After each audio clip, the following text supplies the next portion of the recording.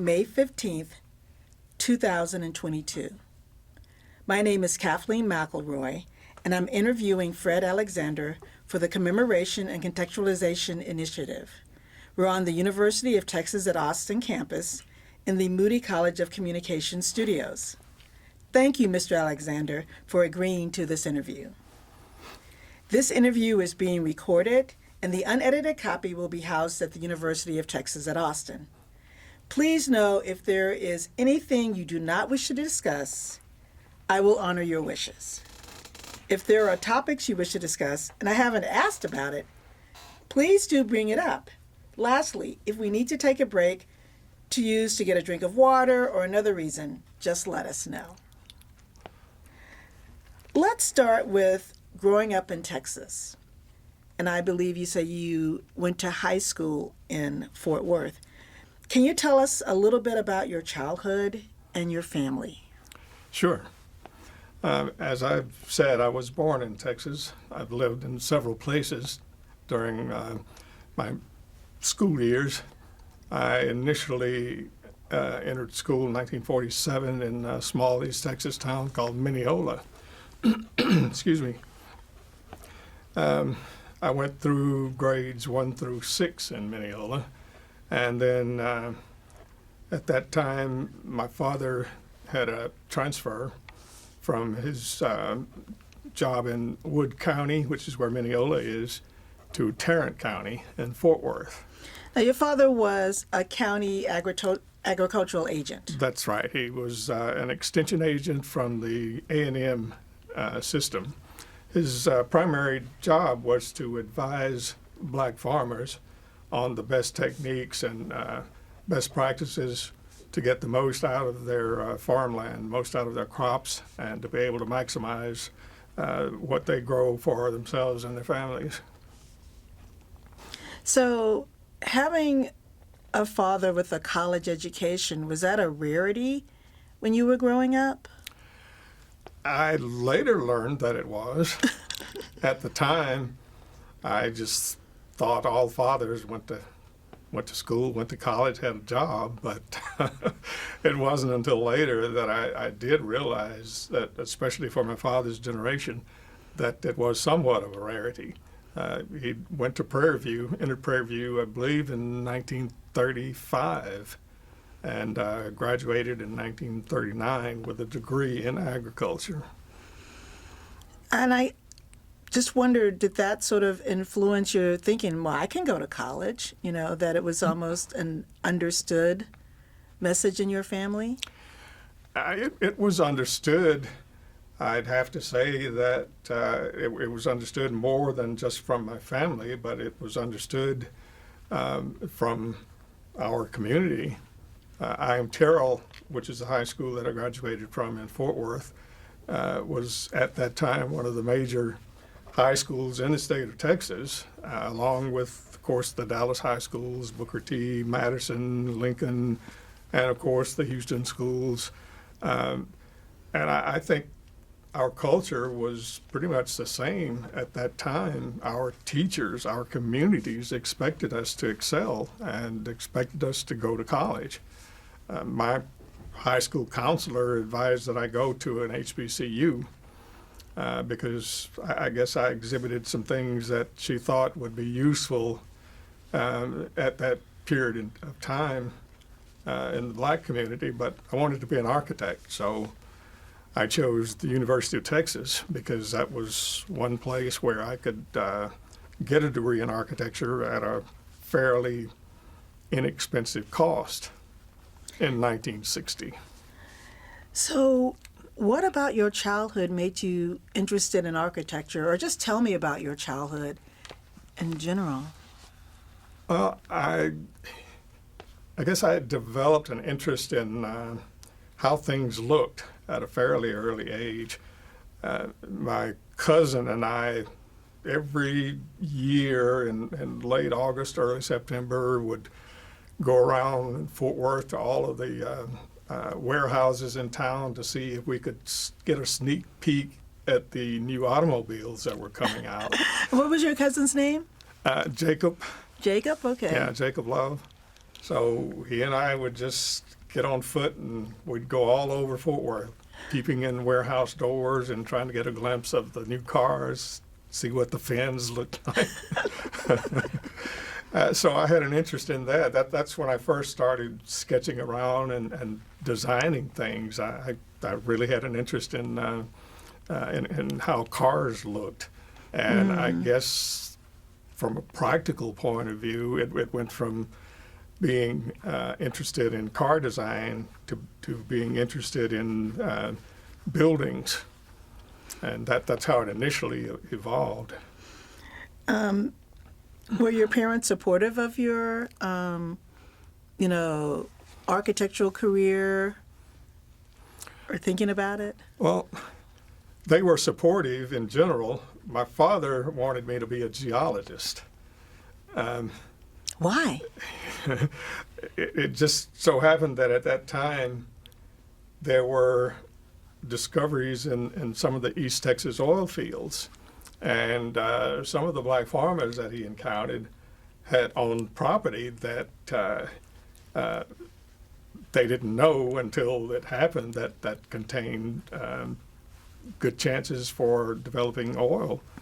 And he thought that if I had a degree in geology, that I could help them out. And because a lot of them were being, I'll just come right out and say it, a lot of them were being cheated out of their property. The property was being pretty much sold out from under them because of the oil rights under the ground, and they were not educated about the value of that land. They were accustomed to thinking about it as farmland and didn't realize that as oil-bearing land that the money that could flow from that was a lot more than they could make from farming.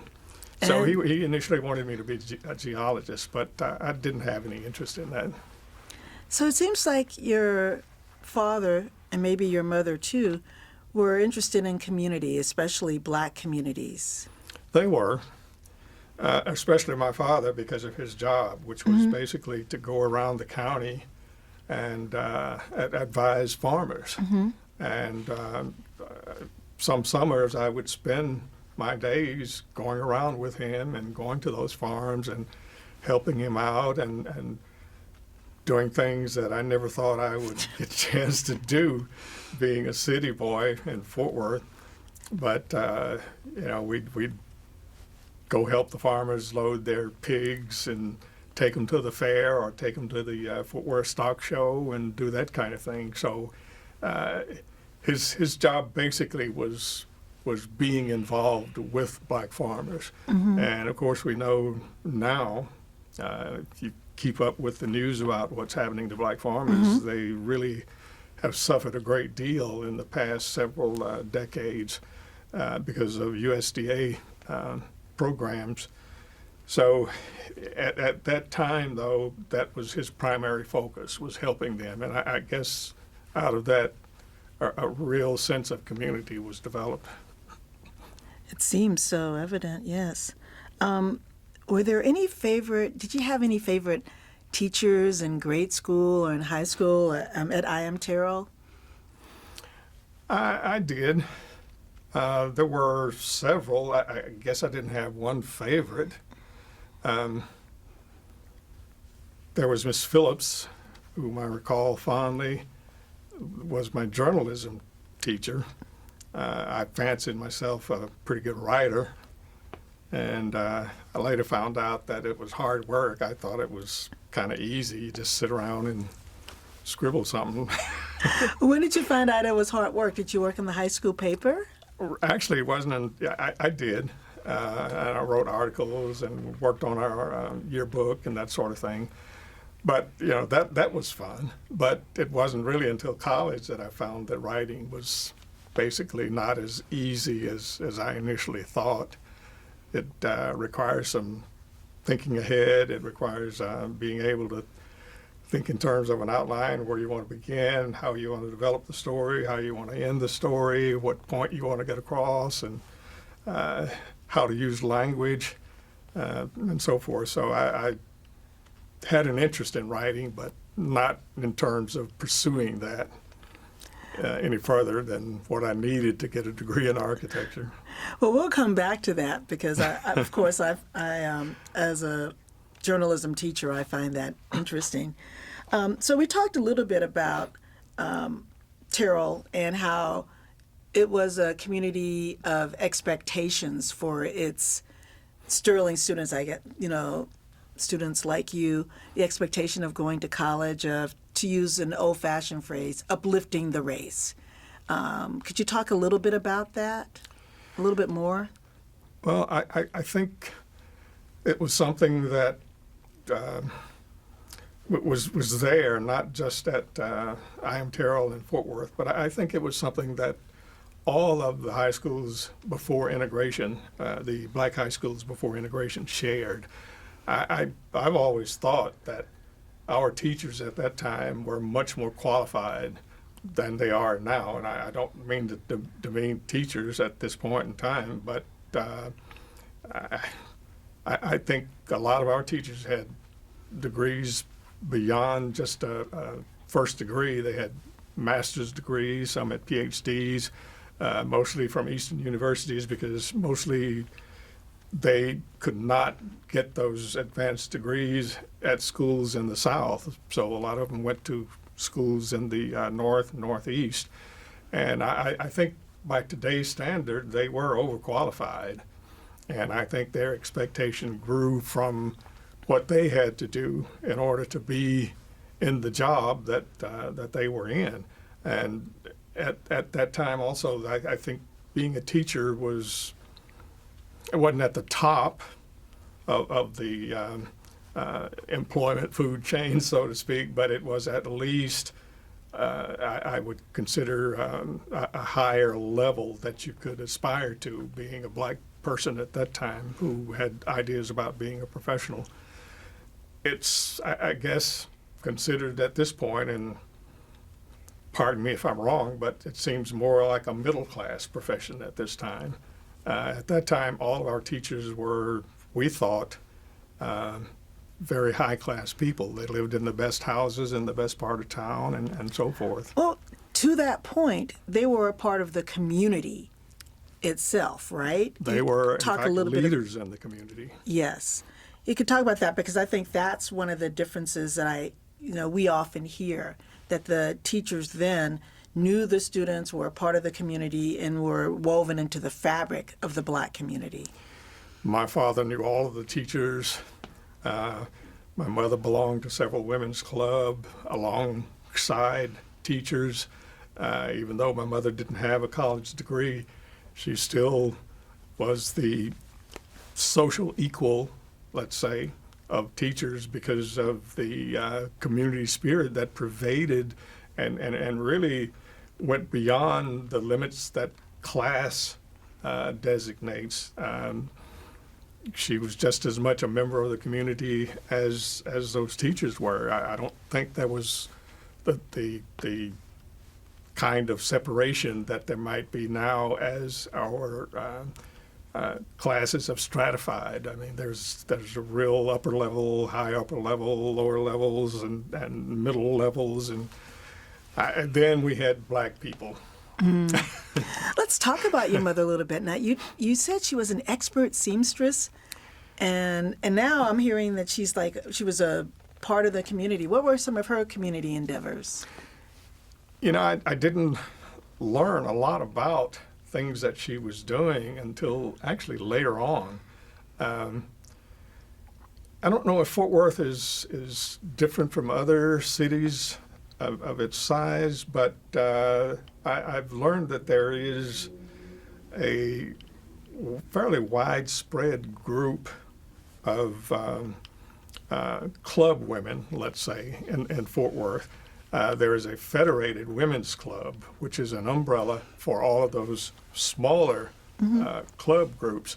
And it seems like a way, and I don't know if it was designed to be that, but it seems to me at this point that it's a way for women of all classes, social stratification levels, to be able to meet and deal with each other on an equal basis because they grow from a community.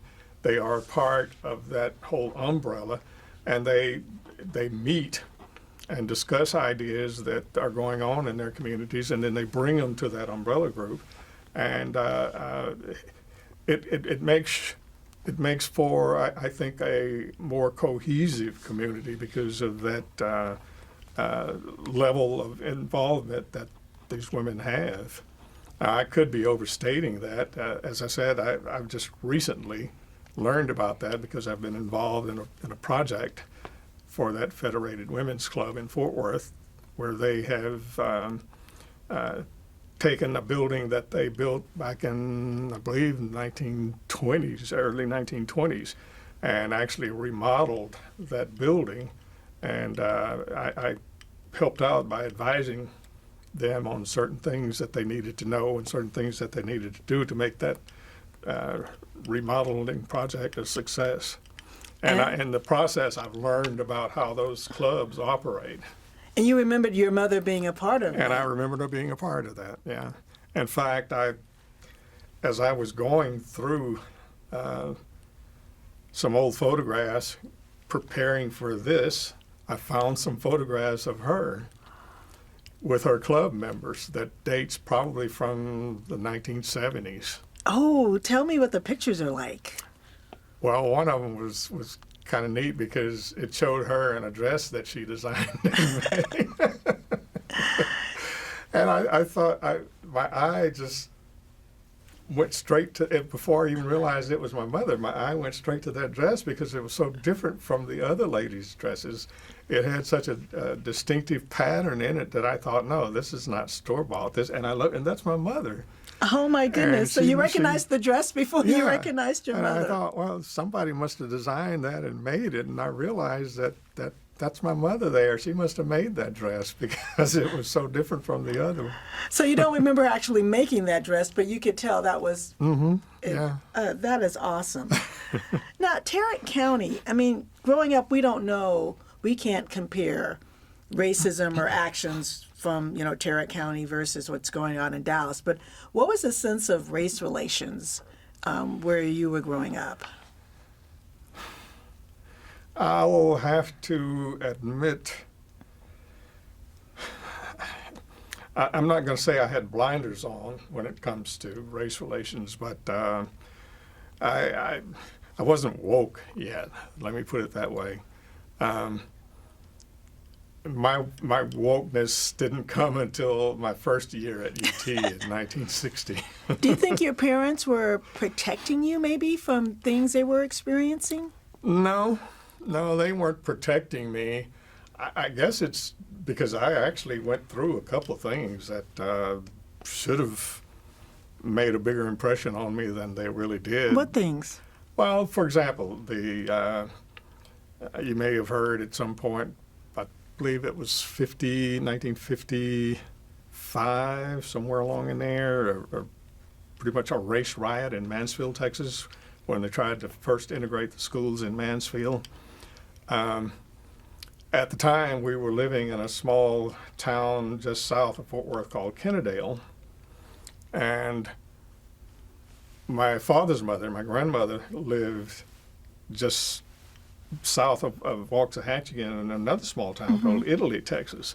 So we had to go from Kennedale to Italy this one evening, and just so happened at that time that people were just up in arms in Mansfield because they were objecting to the possibility of schools integrating in Mansfield. So we had to drive through Mansfield to get to my grandmother's house in Italy. And people were just out in the streets, and it was said that if you were black, you better not go through Mansfield this today. And we had to get to Italy, and my father told me to lay down in the back seat, and he gave my mother a gun and told her if anybody stops us on the way through Mansfield that you need to just do what you have to do. So I laid down and I was peeping over the edge of the windshield of the window in the back seat as we drove through Mansfield at about 50, 55 miles an hour, and people were scattering Back when the speed limit then was like 30 or 40. yeah, something like that. So, things like that, I knew they were going on because I rode the school bus from Kennedale to I M Terrell in Fort Worth, and that school bus originated in Mansfield. It picked up black kids from Mansfield, came through Kennedale, picked me up, a couple more kids, and took us to high school there in Fort Worth to I M Terrell. So I knew what was going on. I knew a lot of the kids from Mansfield. I knew what was going on, but I guess I just didn't realize the extent of the anger that stirred up, and how close we came to being tragically involved in it. So that's one incident. Before we go on to the second thing that you said that should have been assigned maybe to you. Now, did your father keep weapons in the house for protection and defense because of race, or he was a hunter, or? Well, he kept a rifle, a .22 rifle. He never said that it was for our protection in the house. I hunted with that rifle. I mean, we'd often go out in the woods. That was a familiar place for us to be. A lot of times when we'd go to one of the farmers, we'd have to go. They didn't live on the edge of town. They lived 5-10 miles deep in off the beaten path, so to speak. So he sometimes carried the rifle with him, and when we got there, if we had spare time, we might go shoot a rabbit or something. Rabbit, deer. Or fish. He kept his fishing rod sometimes in the car with him too. So we'd occasionally do that. So my experience with firearms was from that point of view, not necessarily from a protective point of view. But he did things that I should have picked up on. He was a funny guy. He was very mannerable, deferential. If I was with him, and I went to work with him often as a kid, especially in the summertime or a weekend or that sort of thing. If someone was coming behind us as we were exiting a door, he'd step aside, hold the door open, and he'd instruct me to do the same if someone was behind me. It didn't really matter if they were white or black. It was just the gentlemanly thing to do, and I picked up on those things, and as he did them, and he didn't do them specifically to teach me those things. He just did it because that was his character.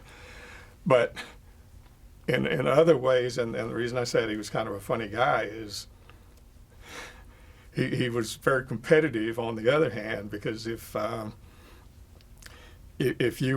we'd be on the highway and he'd be driving down the road and a white guy would pass him, he'd kind of get a little angry, and the next thing I know, he'd be speeding up a little bit, and he'd go around the guy that just passed him. So, but he would never say, "I'm going to go past this guy," But I would just notice sometimes that he would, he didn't want to be second to anybody, so he would just do those kind of things, and it took me a while to just kind of pick up on that kind of thing. That okay, I see what he's doing there. Now you said there was another incident. Well, there were several, and I said I think it was relative to the statement I made that I didn't really wake up until my first year at UT. I remember a friend of mine from Fort Worth who also went to UT. His name was Stephen Ranger. Stephen was, I think, 1 year ahead of me at UT. He also graduated from I M Terrell, but he was a year ahead of me, I believe. One summer, I believe it was the first summer after my first year at UT, he and I got together that summer and decided that we were going to see what was going on in Fort Worth from a racial point of view, from an integration point of view. And I said, you know what, I'd like to go bowling. And I remember I picked up the phone and I looked in the phone book and I called a bowling alley. I forget where it was located, but it was certainly one that was in the white community. And I called and I wanted to see if I could go bowling there. And if the answer had been, no, you can't, then I was going to talk to Stephen about us seeing if we could do something about that, maybe organize a protest or something that summer. Well, I called this bowling alley, and I asked the guy who answered the phone if I could bowl there. And he said, well, sure, you can bowl here. And I said something like, you know, even though I'm black, or I don't know what, maybe I even said Negro at the time. And he said, well, yeah. He said, I've been wondering why I don't have many black customers. And I said, oh, really? And it kind of amazed me, and I hung up the phone, and I called Stephen and told him that, well, this guy said we can come bowl there, so I don't guess we need to organize any kind of protest. Did you go bowling there? Actually, we didn't. No, we didn't go. We just kind of said, oh, well, I mean, our plan was not really to go bowling. Our plan was to protest. Right. But since the guy said we're welcome to come bowl there, we we just didn't do it. And now, what summer was that again? Do you remember? No, I don't. So, but about that, so Stephen Ranger, also from I Am Terrell, was going to UT. Mm-hmm. So were there some students that influenced your decision to go to UT? I know you said it was because you wanted to major in architecture, but did having people before you help you decide to go to UT? Well, no, that was really a personal decision, all my own. I knew other students that had gone from I Am Terrell to UT. In fact, Stephen had an older brother that had also gone to UT a year or so ahead of him. And then there was another gentleman, Carl Huntley, who also went to UT. Carl, by the way, was also a founding member of the Precursors. In fact, it was Carl Huntley that came up with the name for our organization, the Precursors. And then there was a lady, Walter Smith. Yes. Walter was a journalism major at UT, and she was, I believe, 2 years before me, maybe even 3 years before me. So there were others from UT that had gone to UT, but they were not part of the reason I chose. My reason really was to pursue a degree in architecture at a cost that I could afford. I mean, those were the two main reasons for my decision. Right. And I knew what kind of a place UT was, because after I started thinking about going here, I started keeping up with little news tidbits that would come out about what was going on at UT. So I'd heard about the Barbara Conrad issue and all of that. But my decision was basically my own. So you hear about that issue, and how, through your lens, what was that incident like? You know, I looked at it more from the point of view as a political issue driven by the Texas legislature, more so than something that UT was 100% responsible for. I knew that UT was not going to be a welcoming place initially, but I thought that on balance, a lot of the problems that I read about it that were going on at UT were things that the legislature was the root cause of, rather than UT itself, even though they certainly shared some of that blame. So you're 17 or 18 at this point, and your college advisor high school advisor had said HBCU, but you want to major in architecture. Right. Now, and you didn't want to go to the East Coast or the West Coast. Couldn't afford to. Couldn't afford to. But your parents were supportive of this decision. They were. Okay, so did you apply anyplace else? No. Okay. Tell us about finding out you got accepted. You know, I don't remember much about that. I really don't. Of course, I took the SAT. I don't remember what my score was. It must have been pretty good. At that time, there was no free pass for black students. I mean, we didn't get any consideration because of race. We had to pass any other test, including SAT and anything else that you had to do to get in UT.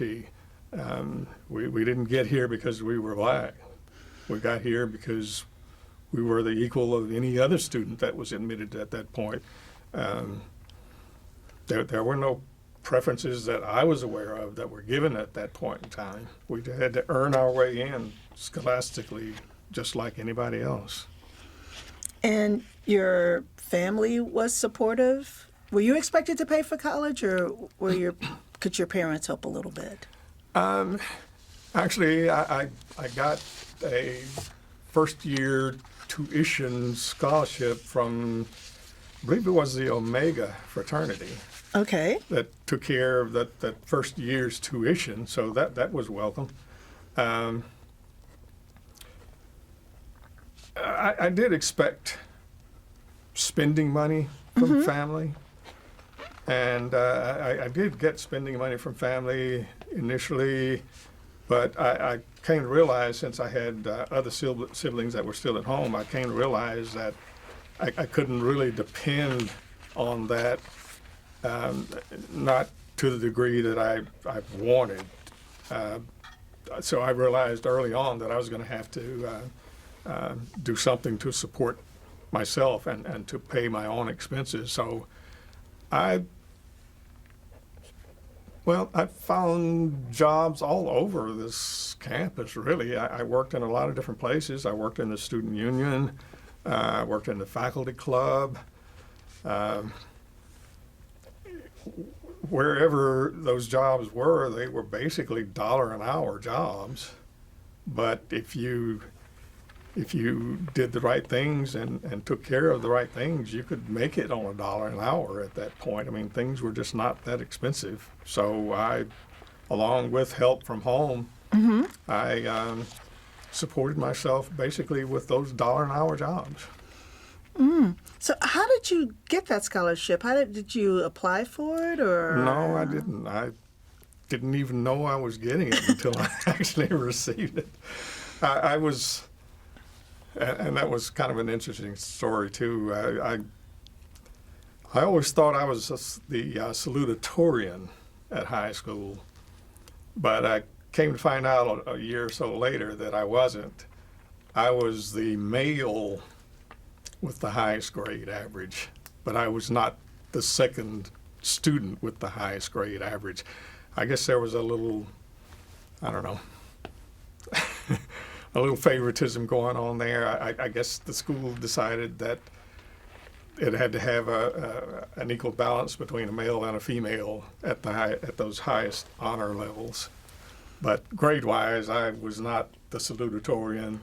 I was somewhere third or fourth. But that's a big deal at IM Terrell, though, even being that high.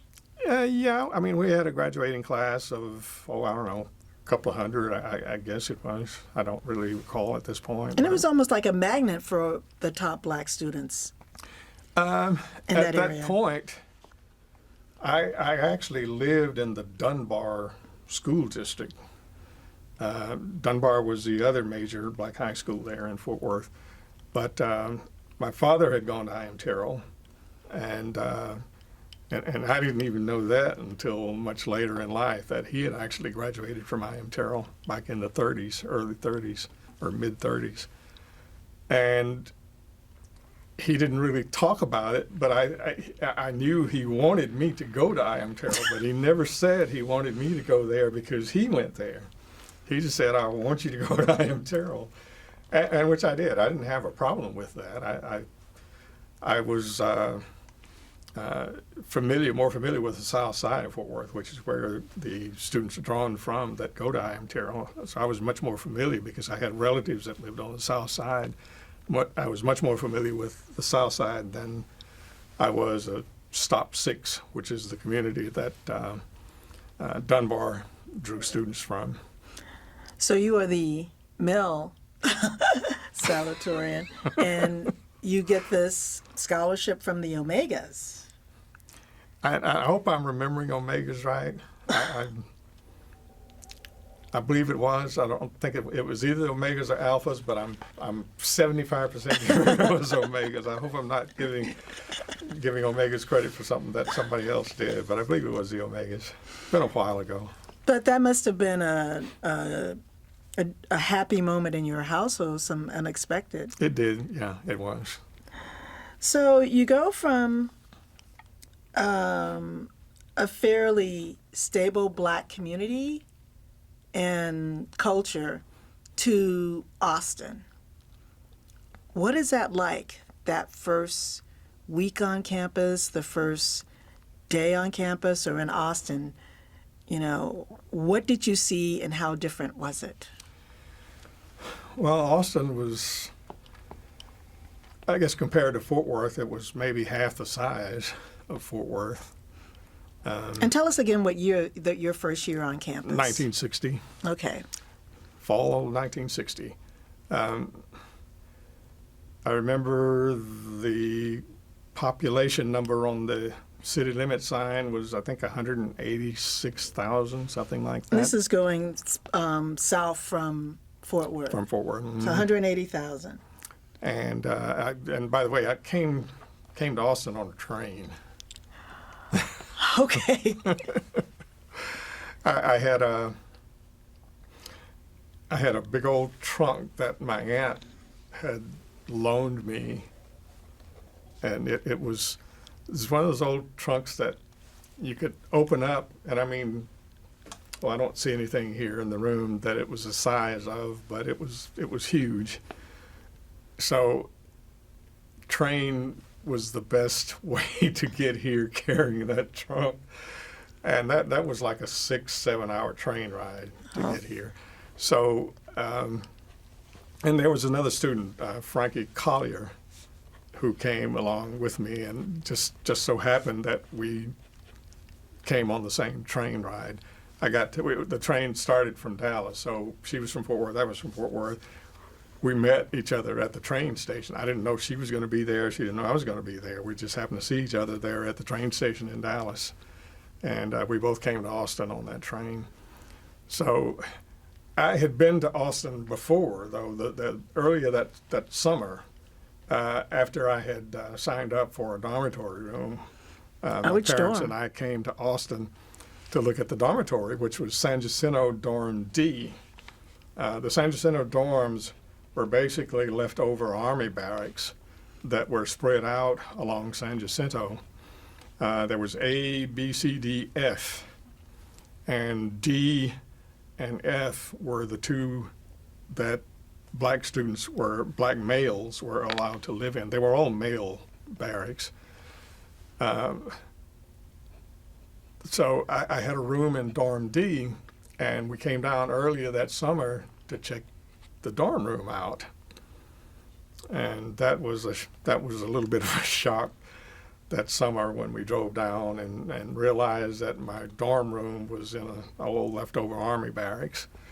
But we went in. It was clean enough and spacious enough and cheap enough. So I decided, well, I can deal with this. And I dealt with it I lived there for 2 years in that first San Jacinto dorm D. It was basically where the Texas Ex's building is, where Eder Center is. And I met a guy who is still a lifelong friend of mine, Willie Jordan. He was the manager at that point for the black students that were coming in. He was I guess for any student that was going to live in one of the San Jacinto dorms. So he was the first guy I met, first black student that I met at UT when I came. He helped me check in, showed me where my room was, introduced me to my roommates, and so forth. So he was like what we would call an RA now. That's residential assistant. That's what he did, and that was a summer job that he had at the time. So wow, and he did that for all the dorms or just DNF? He did it for, if I'm not mistaken, he did it for C because his office was in dorm C, which was just across. It wasn't a street. It was more of a driveway that came in off of San Jacinto. There was a stone bridge that came over Waller Creek, and then you came up the hill besides the ROTC building, and that was how we got to campus. We'd come over that stone bridge and up the hill, and we were on campus. But C dorm was just across that driveway, and I think he really helped. I know he helped the students who were white from dorm C too, but whether he also took care of dorm A and B, which were further south on San Jacinto, I'm not aware. And you don't know if the quality was all the same inside those barracks or? I think they basically were. Oh, okay. Yeah. Tell us about your roommate. Well, my room was a suite, if you can call it that. There were 3 rooms. There was a middle room that had study desk, and then there were on either side of that middle room were bedrooms, which had 2 bunk beds. They weren't stacked, but they were like army cots sitting on the floor in each room. So there were 2 students on one side of that middle room, 2 students on the other side of that middle room. On the side where I was Robert Moore, who was my roommate. Robert went on to graduate, Army veteran. Not sure if Army's right, but military veteran anyway. Robert became a podiatrist, practiced in St. Louis for years. I think he's returned home to Texas, lives in Rocheron. And on the other side were 2 other roommates, Raymond Johnson, who was a National Merit Scholar from Alice, Texas, and another,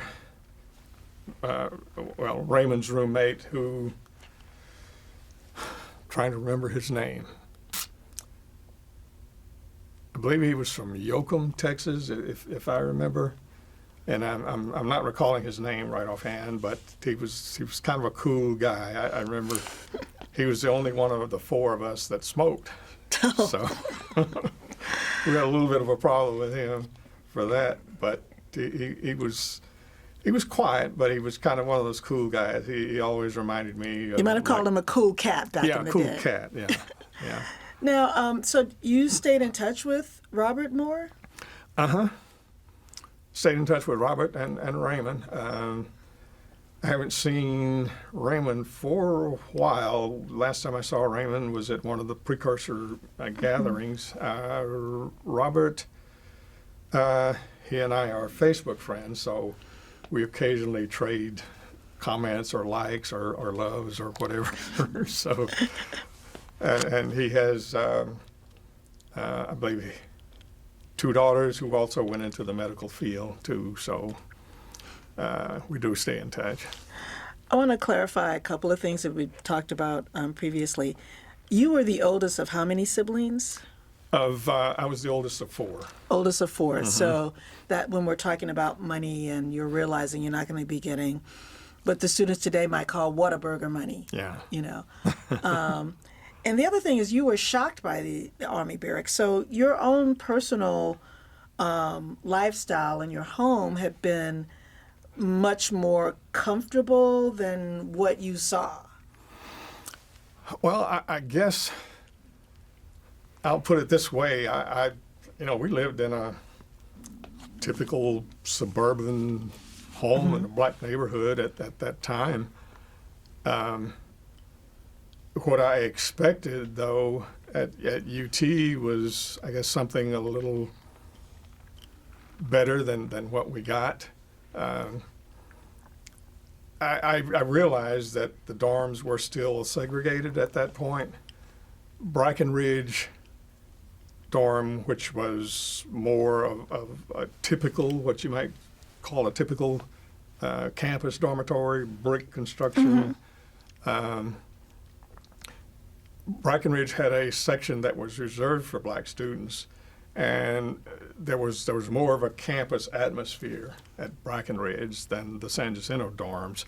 I don't know that other students looked at the San Jacinto dorms in that way, but I mean, practically speaking, the San Jacinto dorms were the cheap dorms.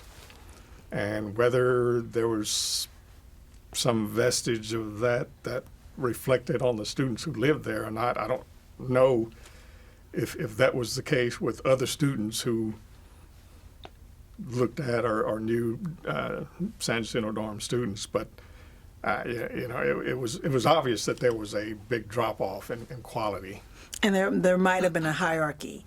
Yeah, no one ever expressed that to me, but I wouldn't have been surprised if other students looked at the San Jacinto students in a different way. Did the black students in Breckenridge consider themselves in a hierarchical or at a higher status than those in? I don't think so. I think if you were black at UT in 1960, you looked at, no matter where you came from, I think you looked at each other as basically as compatriots, as equals, as people who were in this thing together. There was no stratification. I think maybe later on, maybe some of that developed around the fraternity structure, but when it came right down to it, I don't think there was any perch on which someone looked down on other people. So tell us about that. So, University of Texas, 1960. About how many black students were on campus, or that you were besides your roommates? There were probably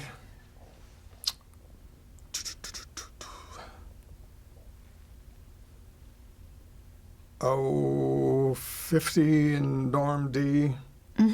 Not quite as many in F. I don't think there ever were quite as many in dorm F. Black students in all that lived on campus. Of course, there was Breckenridge, there was the San Jacinto dorms for the men, and then Whitus and Almetris for black women on campus. And there were there were a few outliers that lived in other co-ops here and there that, you would see every once in a while, but you didn't really know because it seems like they just kind of popped up at a party or whatever. But on campus, I don't know, there couldn't have been more than maybe 200 students, I would say, black students that lived on campus, maybe not even that many.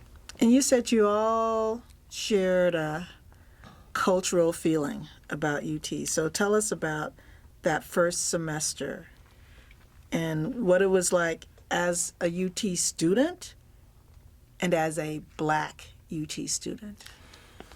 Excuse me. Well, my biggest battle was just trying to fit in. whether it was a black thing or not, or just a student thing. My biggest struggle was simply trying to fit into a university atmosphere. I had notions of starting off with some hours from advanced placement exams that were held before classes even started. And I thought, well, maybe there were 3 that I took, and I thought for sure that I could get hours credited from those advanced placement exams. Didn't happen. I got 0 from those exams, so I started to think right away that, well, maybe something's off here. Didn't know quite what it was. I didn't know if I wasn't a smart guy like I thought I was, or if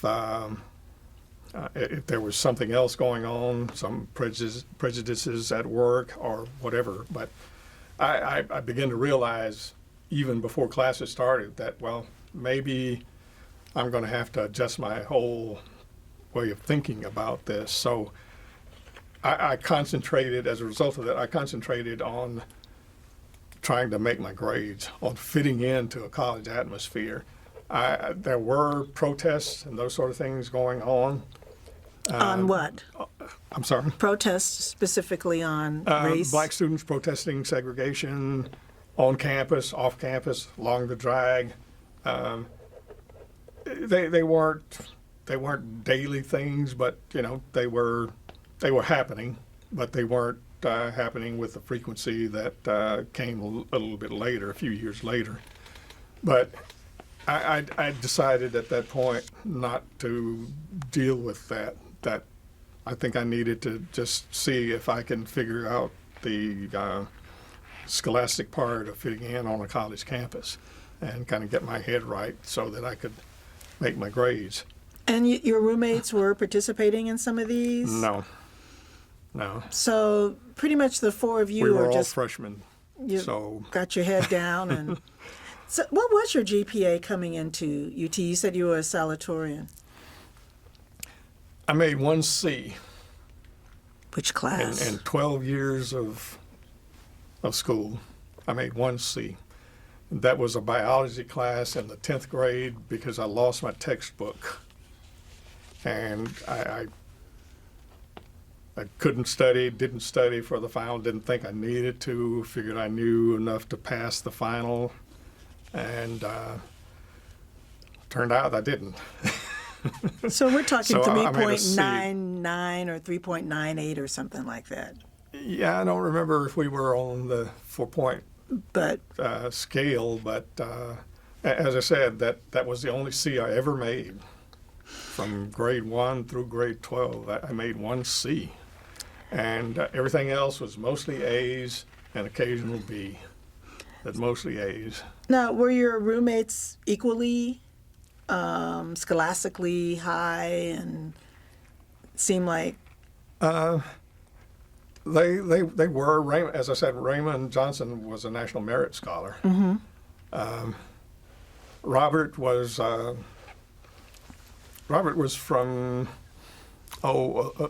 a small town, Liberty, Texas. Right. That's where Robert was from, and he had grades good enough to get in UT. So I assume that scholastically he was okay. I don't think either of them, well, I know Raymond didn't, but I don't think Robert had the kind of scholastic troubles that I eventually had there, so he was okay. But let's talk a little bit about that.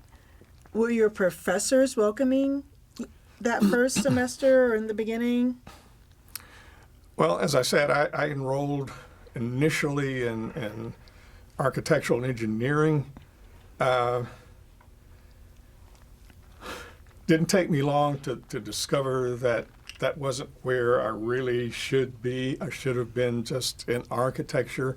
So after the first semester in architectural engineering, and my grades were not terrible in architectural engineering, but the subject matter I realized had more of a concentration on math and the structural parts of building than architecture, which had a focus more on design. So just took me that first semester to discover that I needed to be in architecture. But the enrollment in architecture presented a problem for me because I lacked a prerequisite to enroll in architecture, which was solid geometry. And the strange thing was that I had asked for a solid geometry class as a senior in high school, and they said, well, if enough students ask for it, we'll have someone teach a solid geometry class in high school, but enough students didn't ask for it. So I didn't have that prerequisite when I arrived at UT, so I had to take solid geometry as a non-credit course at UT, which I did and made a very good grade in it, but it still wasn't enough to transfer to the School of Architecture. That was a long story that I won't bore you with, but because I mean, this is affecting your career and your life. It did for a number of years. It affected me. I found that I could, I got out of architectural engineering and tried to enroll in architecture, as I said, but was unable to do that until I fulfilled that solid geometry course, which I did, and then tried again, but I still couldn't because according to an advisor that I had that semester, I didn't have a C average overall. I had some letdowns in some other courses and didn't have what he said I needed to enroll in architecture, which was an overall C average. He advised me to enroll in arts and sciences, and that I could take 2 architecture courses while enrolled in arts and sciences. So I did that. I switched from architectural engineering to arts and sciences, took arts and sciences classes prescribed by them, but 2 classes in architecture. So that semester went by. After that semester was over, still had a problem with grades. And this continued for a while. I felt like I was in a catch-22 because I was in arts and sciences. While I was in arts and sciences, I had to take arts and sciences classes, which I had no interest in. Like? Well, I don't even remember most of them, but a lot of history courses, which I had absolutely no interest in at that time. But I still took 2 architecture courses. That's all I could take. So as things worked out, I had to leave on scholastic probation because I just couldn't deal with that catch-22 for a while. So I eventually got past that, but in the meantime, I was out in 1963, I believe it was. You joined the military? And I decided that since I was going to lose my student deferment, that I would join the Army or join the military. Because if I didn't join, I was going to get drafted anyway. And I decided if I was going to get drafted, I didn't know what I might make up my mind to do because of other things that were going on in the country at that time. A lot of kids were going to Canada and so forth. And I thought to myself, well, first off, I didn't believe in the draft. I always thought that a country that had to draft its people, force their people to fight for it, if they had to force them to fight for it, it didn't deserve defense. That, if people felt like their country was worthwhile defending, you wouldn't have to draft them. They would volunteer. So I guess you could say I took the easy way out, but I found out that I would have more choices if I volunteered. I could have the choice in what I wanted to be as an Army member. Some choice, not totally, but some input on where I could go. So I decided that, well, it's 2 years versus 3 years. So I decided to join. And before you make that decision, were the architecture professors at all helpful to you? Did they embrace you? Did they understand the struggle you were having with advisors? No, and that's probably at least partly my fault because I didn't go ask. I took the advisor at his word that this is what I needed. I didn't really investigate it any further than that. I didn't question it. I knew what my grades were. I mean, I couldn't really defend my grades. They were what they were. So I just decided, and there were other reasons involved too. A friend of mine from high school who went to OU, rather, Oklahoma, had joined the Marines, left school and joined the Marines, and I thought, well, with all that was going on in the country at that time, that this was 1964, early 1964, I decided, well, I could do worse than spend 3 years in service, join the Army. So that's what I did. So UT campus at that point is also influencing these decisions. There are protests on campus. There are protests throughout the country. We now know there's this thing going on in Southeast Asia. You know, tell us about, because you talk about these other things that were going on.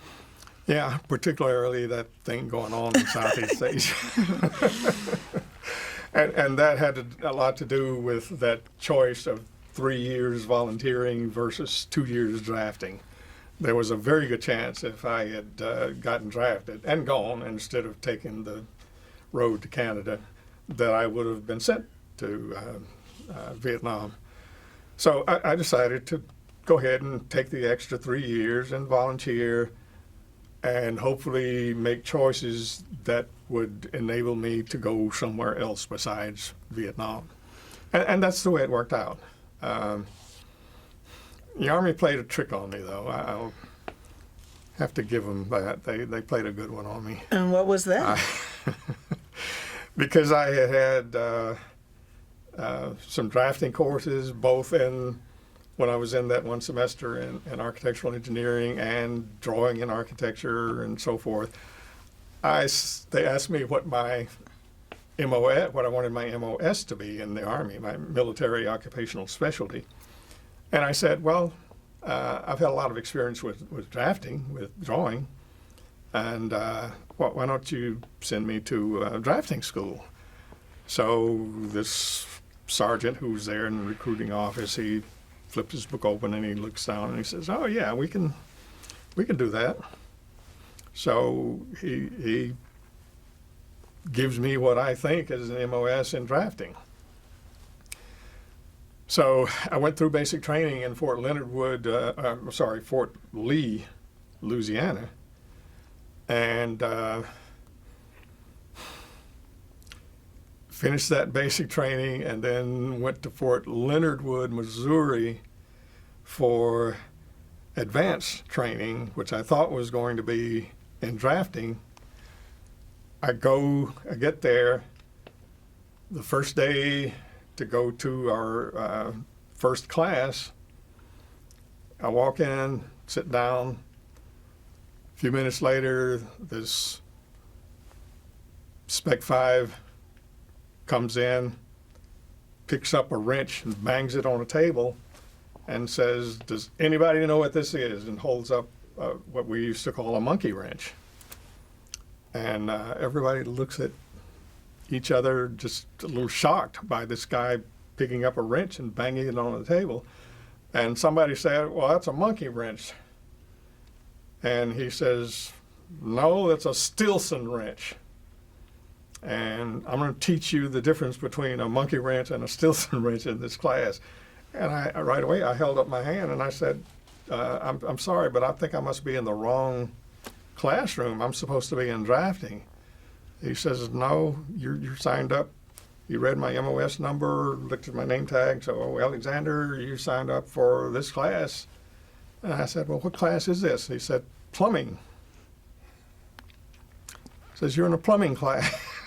So, this is a lifetime of bad advising for you. So, how did your roommates? Were you dating at the time you decided to volunteer? Yeah, I was. I had met my future wife a year or two earlier when they were actually building the I believe it was the Flan building.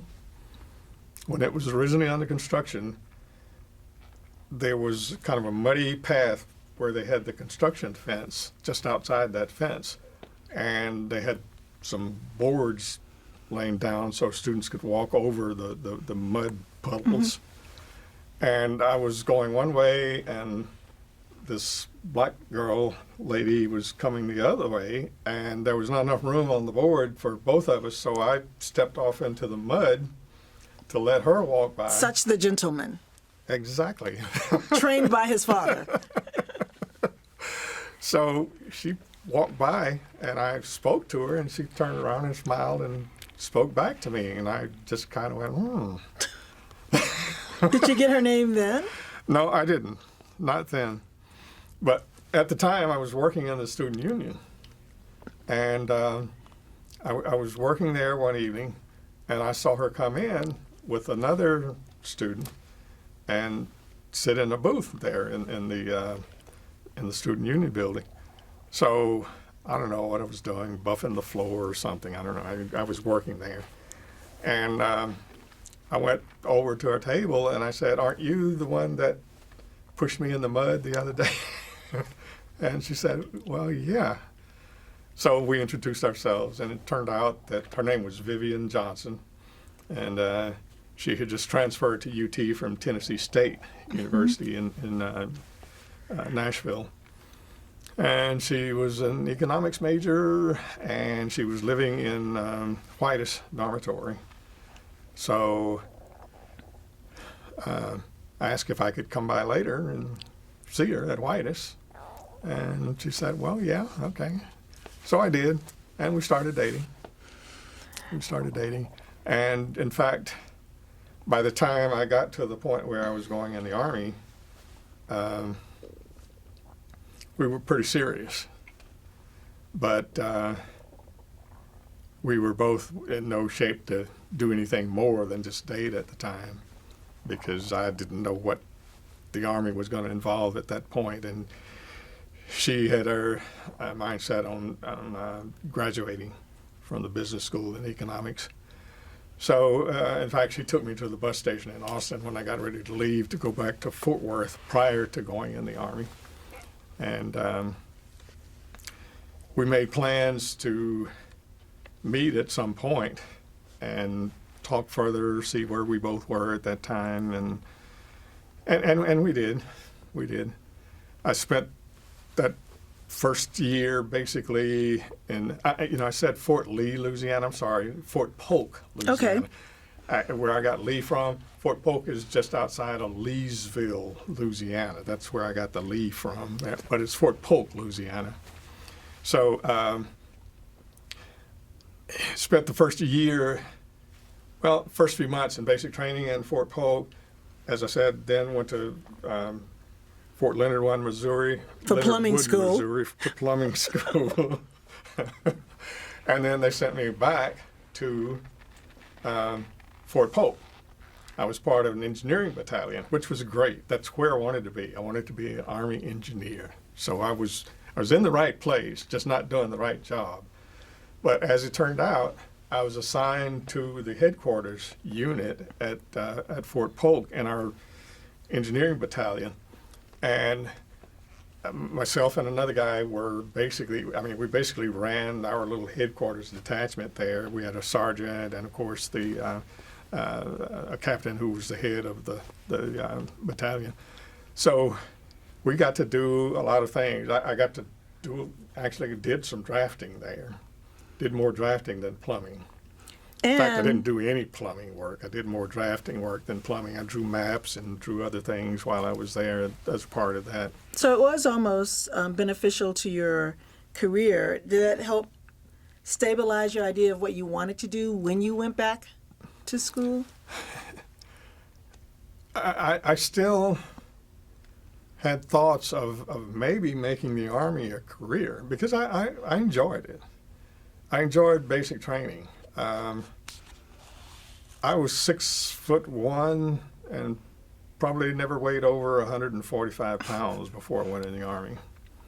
So when I was there in that basic training, I got in shape. I put on a lot of weight, and I was just eating the Army life up, to be honest with you. All except the plumbing part. So I was seriously thinking about making the Army a career because I really enjoyed that whole. Once I got in the engineering battalion, I was really enjoying that whole atmosphere of being involved in the technical and construction parts of what the Army did, and I enjoyed the physical parts of it too because.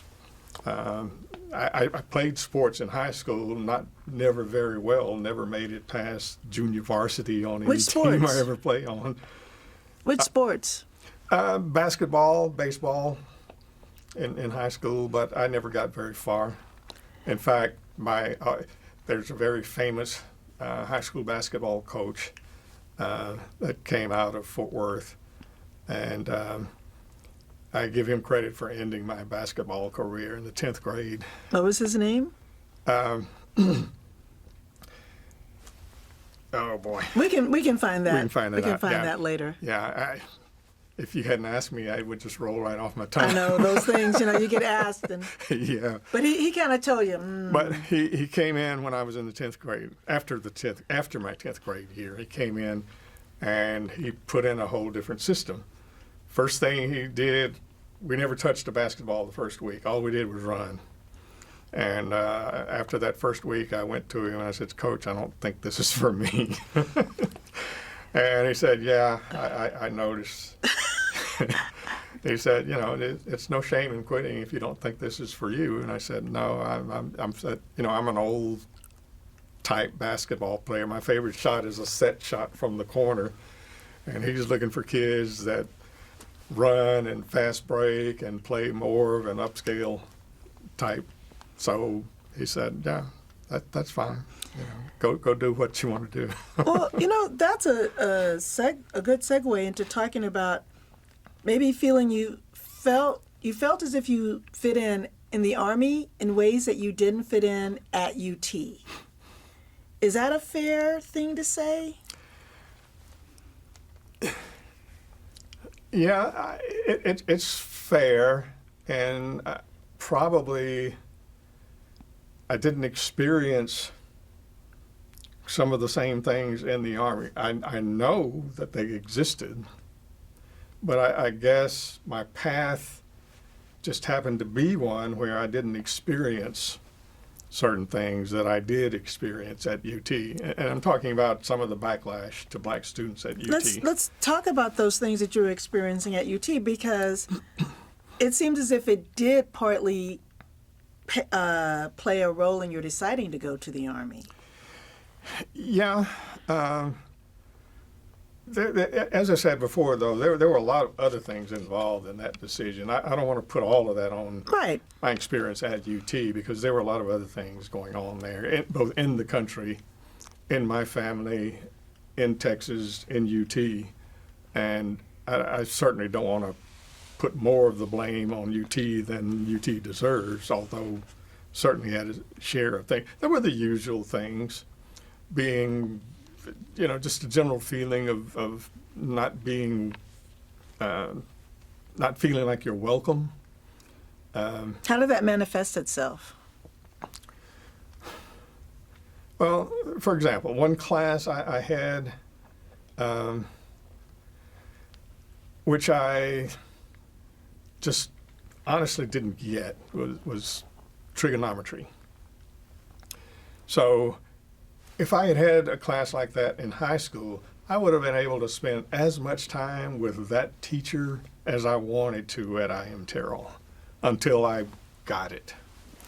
But I had one meeting with my teacher in that trade class at UT, and I came away just feeling like she was just totally indifferent. She didn't care. If I said, can you explain this and this and this to me a little bit better, a little slower, maybe a little more thoroughly than you do in class lecture, no, I can't do that. I'm not going to treat you any different from any other student I have. And, you're going to get it in class or you're not going to get it. I'm not going to take my office time to tutor you in this. If, you can hire your own tutor if you need tutoring. But,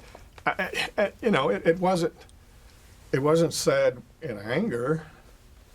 It just made me feel like she didn't care. I mean, that's basically what I came away with, just indifference. Maybe I would have felt differently if, rather than indifference, I felt discriminated against. But I didn't even feel that. I just felt like she just didn't care. And I made a distinction between that and more aggressive forms of racism. And I guess it's, kind of like the old saying a lot of people have from the South, that I'd rather be in the South where I know who doesn't like me than be in the North where it's more hidden. Before the term microaggressions and implicit bias came around. Yeah. Yeah. So, I never, the only outright racial problem I had at UT was one day in Dorm D. It was a weekend, I guess. Maybe it was Saturday I guess it was a Saturday. A lot of students were gone, and I was in the dorm on the phone. We had one phone. The dormitories were two level. We had one phone, pay phone, on the first floor for everybody that lived in the dorm. So I was using that phone one day. It was close to the north entrance of the dormitory. The dormitory was a rectangular building that had entry doors on the south and north end. So I was on that phone near the north entry door, just around the corner from the door. In fact, I was sitting on the stair step, which was right there. They'd go up to the second floor, talking to somebody. Don't remember who I was talking to on the phone. But I heard the door open, and something rolled across the floor. Someone threw something in the door, and it started smoking. And I realized it was a smoke bomb. And I was hoping it was just smoke. I was hoping it wasn't some other kind of bomb. I was hoping it was just a smoke bomb. And it must have been, because nothing ever exploded or anything. It just filled that first floor with smoke. And I hung up the phone real quick, and I ran to the door, and I saw this white kid running up San Jacinto. And almost without thinking, I took off after him. And I distinctly remember that. Did you catch up with him? One of those things that's kind of ingrained in your memory. Did you catch up with him? No. He ran up to where the fountain is on San Jacinto, the East Mall fountain. And that fountain wasn't there then, but he turned and turned left and ran that way. And I was too far behind him to catch up at that point. And I thought to myself, what am I going to do with him if I catch him anyway? Because there was nothing but white kids passing by, and here I am, this tall, skinny black kid chasing this guy. What am I really going to do to him if I actually catch him? Am I going to beat him up or hold him for the police? And I'm out here by myself. Did you tell Willie Jordan? Pardon? Did you tell Willie Jordan about it? No. Well, later on I told everybody, but there wasn't anybody else there may have been 2 or 3 people in the dormitory left at that time. Like I said, it was a weekend, and most everybody was gone. So, I told everybody what happened when they came back, but I don't even know if I reported it to campus police. I didn't. Maybe somebody else did, but I didn't. When I realized that that's what it was, just a smoke bomb, when I stopped chasing the guy, I just went back to the dorm and kicked it outside and opened the doors and let the air clear it out. Yeah. The smoke bomb incident, would you call that the quote-unquote worst or most overt racial incident that happened to you at UT? It was the most overt. Everything else was a little more under the radar, a little more devious, a little more hard to put your finger on just what to call it. No one ever called me the N-word. Okay. Can't remember that ever happening to me. But I guess there was just a general feeling of, in most classes, not in all, there was a marked difference to me of the reception that I got, for example, between classes in engineering and classes in architecture. What was that difference? Well, it's hard to put my finger on it. Just that's the attitude of professors and fellow students. No camaraderie. Just left alone. Yeah, no. Hey, how's it going, man? No sense of belonging. Just okay. You're just, and it's fine to be just another student, as long as you're not just another student to be ignored, to be null and void in class as though you don't exist. But that was the general feeling, and I'm really generalizing a lot. I'm really taking it out of any sharp focus. That was just a general feeling of the difference between the two schools, and of course. And which one was better? Engineering would be, I'm sure, engineering would be thought of as being more conservative than architecture. But at the time, you felt that engineering just didn't feel welcoming. It did not feel as welcoming as architecture. Right. Okay. So, and I don't want to put words in your mouth, but you would say at best it was being tolerated? At best, yeah. Although there were students that went through engineering before I did that may have had different experiences, but or maybe they didn't. Maybe they had the same experiences, but they haven't sat before a camera and tried to explain those to anybody. Paul Dunn, for example, was another I.M. Terrell graduate who went through the School of Engineering. In fact, he's been honored by the School of Engineering here at UT since he graduated back in, I think, 60, 61, somewhere along there. I think he graduated. But he's revered now, as most of the precursor generation of students are at UT. There's a vast difference between how we're treated now and how we were treated then. It reminds me of the way people treated Jackie Robinson after he retired and almost forgetting what he put up with while when he integrated modern baseball. Can you tell us about your community of friends at UT? Sure. Black and white, if you had any white or non-black friends? Those first 3 years, 1960 to 63, because I went in the Army in early 64, March 64. So that last semester of 63 was the last time I spent time on campus at UT. So all my friends were, I guess, black friends from the cities and a few from, the outlying areas in Texas, East Texas, South Texas, West Texas, so forth. but from Houston, from Fort Worth, from Dallas, other students from Dallas that were friends.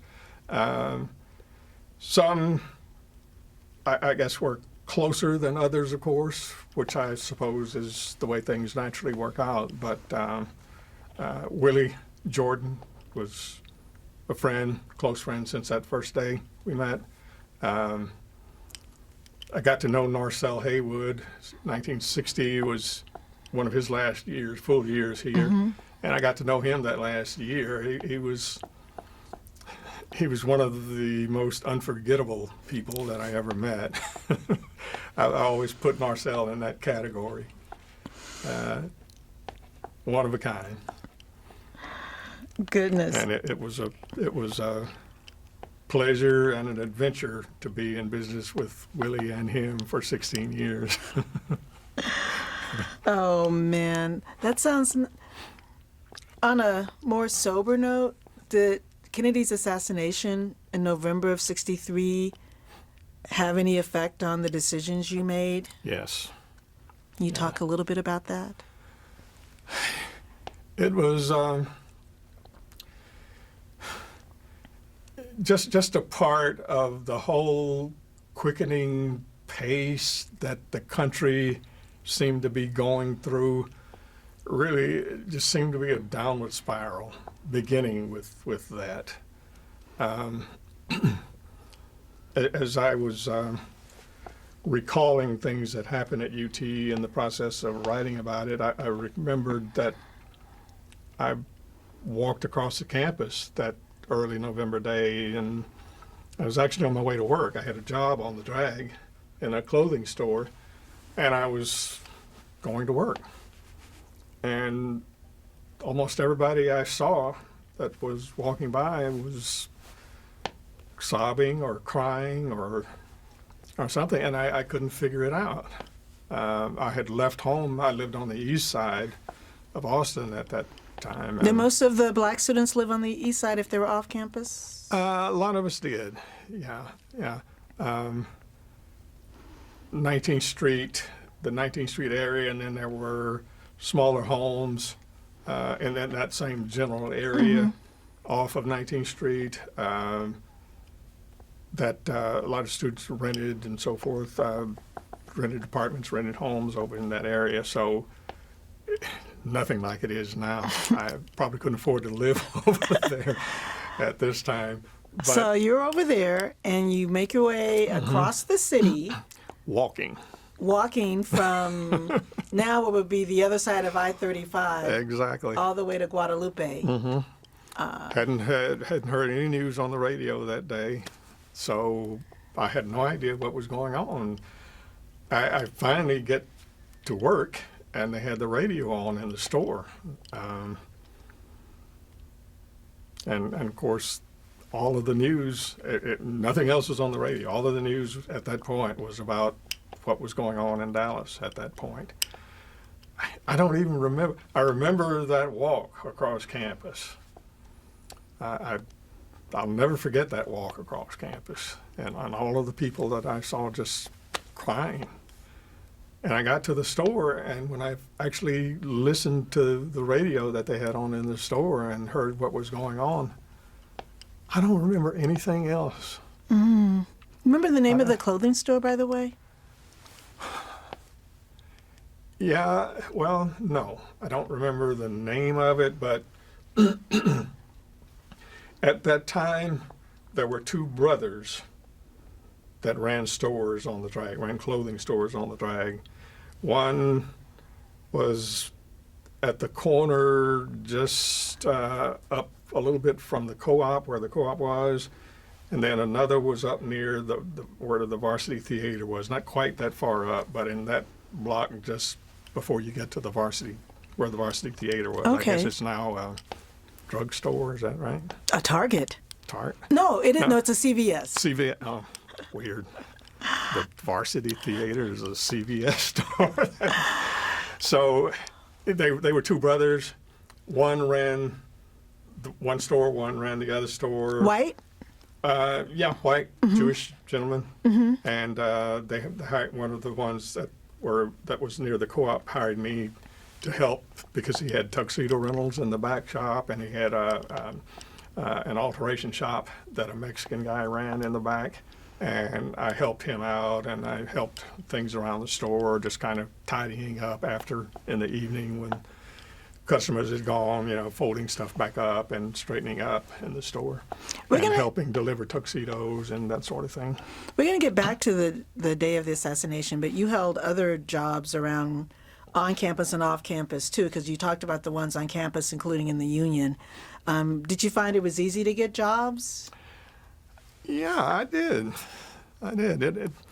I found it was. I don't know what anybody else's outcome was on that, but I found it fairly easy to get jobs. I worked in the faculty club for a while, and that was my dream job because we'd get to take stuff home.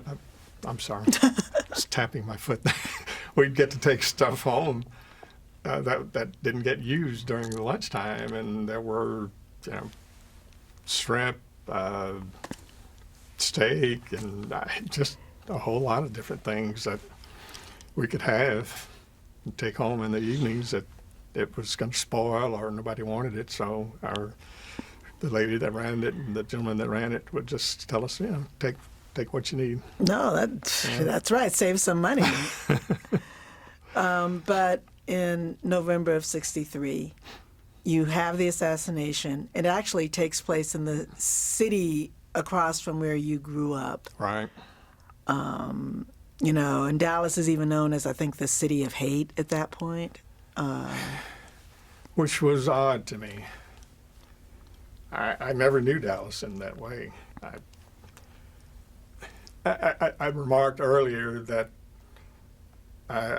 in some ways I wasn't woke. I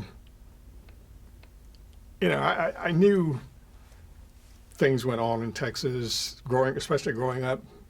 Those first years spent in East Texas, I can remember several things that happened then that certainly made an impression on me about where I lived and what kind of order things were expected to remain in Texas at that point.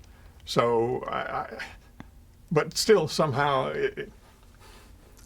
maybe there were the things that I didn't see because I wasn't focused on them. Not that they weren't there, not that I didn't see them, but I just didn't focus on them at that time. But Dallas didn't seem to be the kind of city that people said it was. Now, I remember all about General Walker, Edwin Walker. I remember the newspaper articles about him at that time, and the stain that some said he left on the city. Of course, there were a lot of others that supported him. I was surprised on my drive down to Austin where I saw a sign that said Austin supports our immediate past president. That surprised me. Good old weird Austin. Somebody puts a sign up like that. But Dallas didn't seem to be that way. Was Austin weird back then? Austin's always, to me, had two parts, the weird part and the very conservative part. And I got a little taste of both parts during my almost 16 years here, 15 years here, living here. So the weird part? Well, the Scudder company that I worked for, we did a lot of apartments around Austin. That whole Riverside apartment community that grew up in the late 60s, early 70s to mid 70s, you can credit me with helping build a bunch of those apartments over there. So at that point in time, that and other communities too, along the drag that had any relationship to UT, those were the weird parts. And then the other weird part that was the Willie Nelson parts. And this is when you returned to UT. This is your second stint at UT when that weirdness sort of... Yeah. The drag used to be very nice place to be. I mean, there were shops up and down the drag, the two movie theaters, the Texas. Of course, the Texas was the art house at the time, and I remember if I wanted to see one of those artsy movies, I'd just go to the Texas Theater. Oh, what was like an artsy movie that you'd want to go see? Well, any let's say any French director. Mastro Antonio, any of those guys, any French director. That French made or a movie. Italian director. If it was in Austin, it was at the Texas Yeah, Theater. okay. So, yeah. And then there was a time that one of our first protesters in Austin, Booker T., chained himself to a traffic sign in front of the Texas Theater in protest of segregation on the drag. So I guess beginning at then, maybe that started to lend a little weirdness to that area along the drag there. But you were welcome in the movie theaters and things like that. Oh, no, not initially. My first protest was at the movie theaters on the drag. That's where I first stood in the protest line. Tell us about that. Well, there were several. They happened until the movie theaters gave in. It didn't, it really didn't seem like it took that long for them to finally acquiesce and start admitting black students, black people. But we'd typically go line up, black and white students, and we would just go up, ask to buy a ticket, get turned down. We'd go to the back of the line, get back in line, do the same thing over again, and we would just keep that up for hours. Did the Daily Texan cover these protests? They did. Yeah, they did. I mentioned that Dallas didn't seem to be that weird a place to me. I had a friend who was from Dallas, a white friend, one of the few white friends that I had. I met him at a meeting that had to do with a certain philosophy that was the fashion, I guess, at that time. So he and I met, and we just kind of started hanging out together. And he was from Dallas, so one weekend I was going to Fort Worth and he was going to Dallas. Was it OU weekend? I don't remember, but anyway, he asked me if I wanted to come over to Dallas and we could go hang out. And I said, yeah, sure, I'll come over. So that weekend I went over to Dallas and we met, and we got in his car and he drove me around and drove me up and down Greenville Avenue. We stopped in some bars, had drinks, talked to some girls, and the whole thing. I mean, this was the Black and white women? Sure. Oh, okay. Yeah, I mean, this was the mid-'60s, early '60s in Dallas. So, that was, I guess, my first experience outside of coming to Dallas while I was still in high school. I mean, we'd do that. We'd come over to Dallas to football games when I was in high school, and when I.M. Terrell played Lincoln or Madison or Booker T. And we always, the Fort Worth students always thought the black students in Dallas, high school students, were bad. I mean, Dallas had that reputation. And I remember after one game, there was a restaurant in Arlington. I think it was called the Glass House. It was before the turnpike was built, or either during the construction of the turnpike, somewhere along in there, early '60s. But I.M. Terrell won the game. I forget who they were playing, but they won the game. And whoever that school was followed the bus back as far as that restaurant in Arlington, and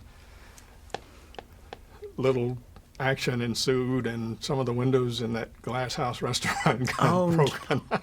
So that was my probably worst Dallas incident ever. I mean, I never had any problem with any racial incident in Dallas, but I knew it was there. I guess the circles that I went in didn't cross those kind of paths.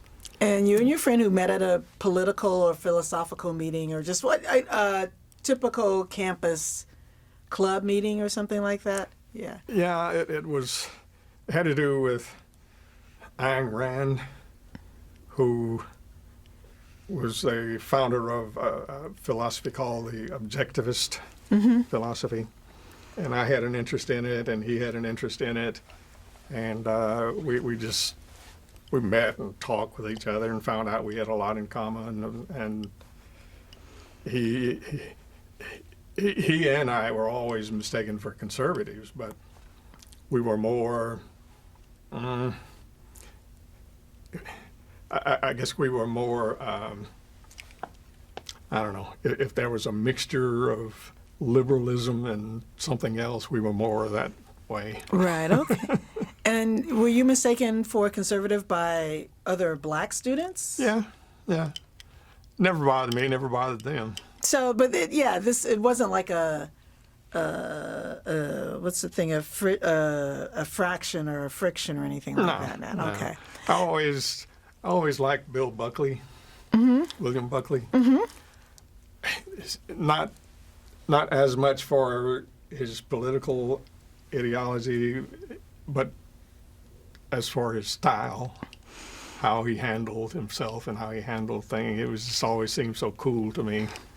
I remember he came to UT campus once, and there was a guy on UT campus, I don't remember his name, but he was a student, and he was always involved in some activism at school, political activism.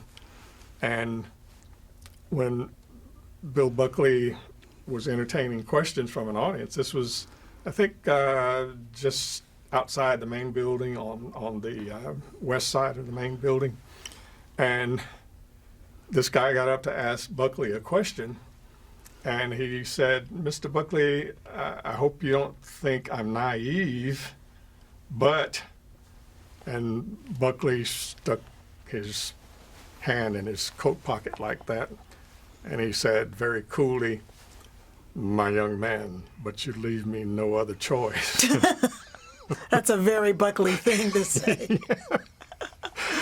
And the guy just kind of shriveled up and went away. He didn't, I don't think he got to ask his question, but after Buckley said that to him, he just kind of went off. And I just thought that was so cool.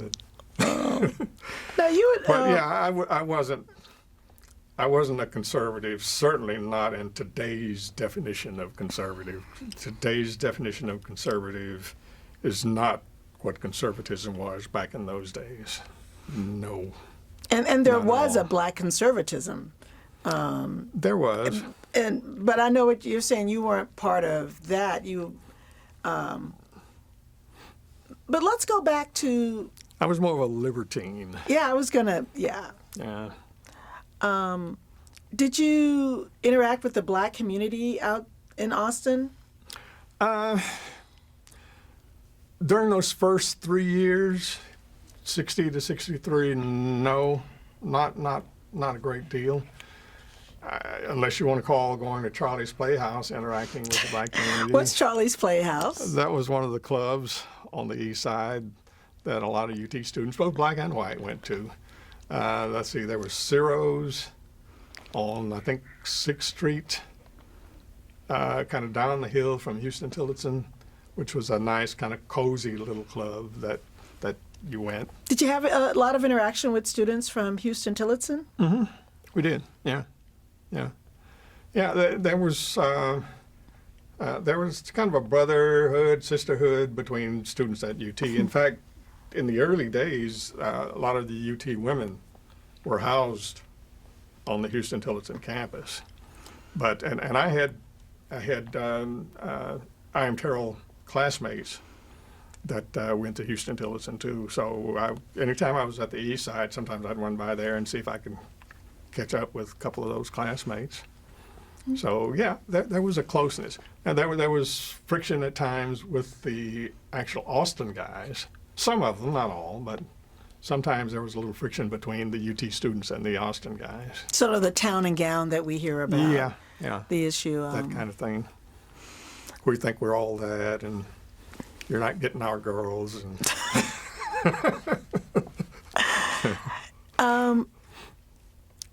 Let's talk about when you came back. What year do you come back from the Army and you come back to UT? I came back, I got out of the Army in March 1967. And stayed in Fort Worth the first week or two, visiting with my mother and Fort Worth relatives, and hadn't made up my mind exactly what I wanted to do. I thought it was maybe too early to go back to school at that time, so I thought I'd just I know I wasn't going to stay at home. I was 20, almost 26 at that time. I was 25 actually at that time, and I wasn't going to hang around Fort Worth. There was nothing for me there. You know, everybody that I knew from high school was gone somewhere or doing something else. So Austin seemed a better fit than Fort Worth did at that time. So I moved to Austin, got an apartment on 11th Street. And Now, had Vivian graduated by this time? Oh, that was another story.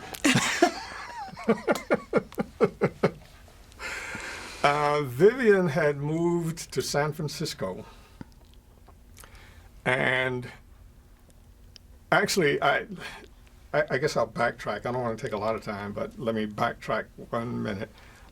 Before I spent the last 2 years in Germany. The last 2 years active duty Army I spent in Germany. Before I went to Germany in 1965, I had talked to Vivian, and we had decided that we were settled enough, or once I got to Germany we would be, that she had finished school and she had moved to San Francisco, that we would be settled enough to get married. So before I went to Germany, I had a 2-week leave. I got a free flight on an Air Force cargo plane to go to California to meet up with Vivian so that we could get married. So I get to California, and she picks me up, and we spent a couple of days together, and I was building second thoughts about getting married. And nothing to do with her, but just my situation, that I wasn't sure what was going to happen in Germany when I got to Germany, and I didn't want to drag her into it, and I didn't want to get married and just separate right away. So the third day, she asked me, or she said to me, she didn't actually ask me, she said to me, "We're not going to get married, are we?" And I said, "No.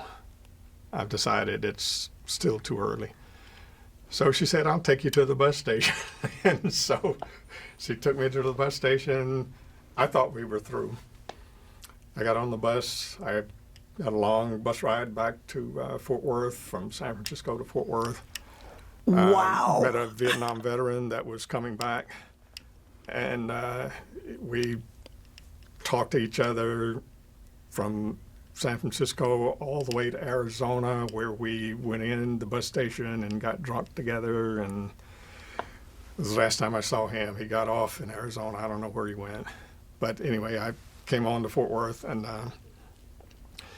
went to Germany, spent those last 2 years in Germany, but we started communicating again the last year I was in Germany.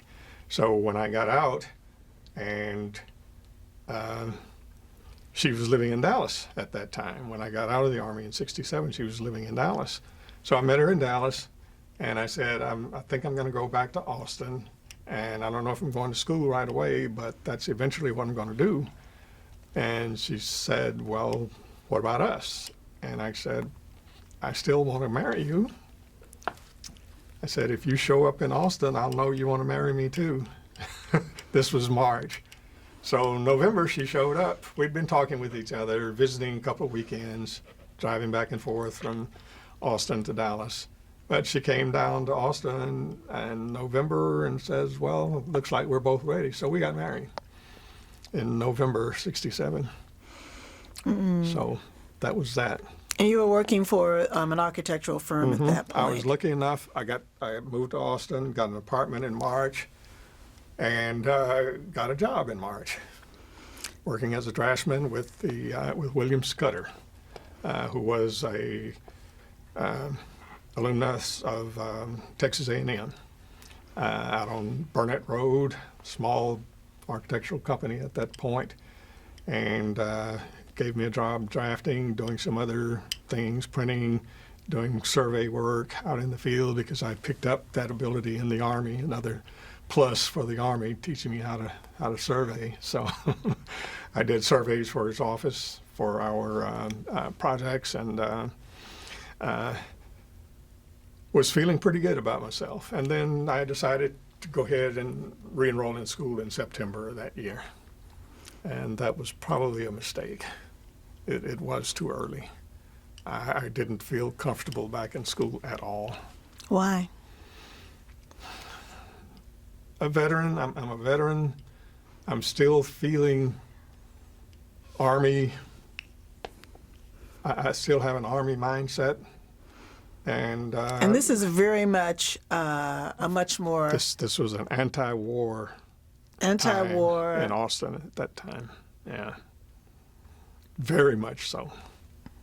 Yeah, so I got to the point where I didn't talk about being a veteran anymore. I just didn't deal with that. But everybody where I went back to school, I mean, everybody already knew anyway. People that I went to school with, had classes with, already knew I was a veteran. Did you feel more like a veteran student than being a black student at that point? I did. I felt like any discrimination that came my way was because I was a veteran, not because I was black. And so what the campus atmosphere, had it changed? Whitman had happened the year before. Mm-hmm.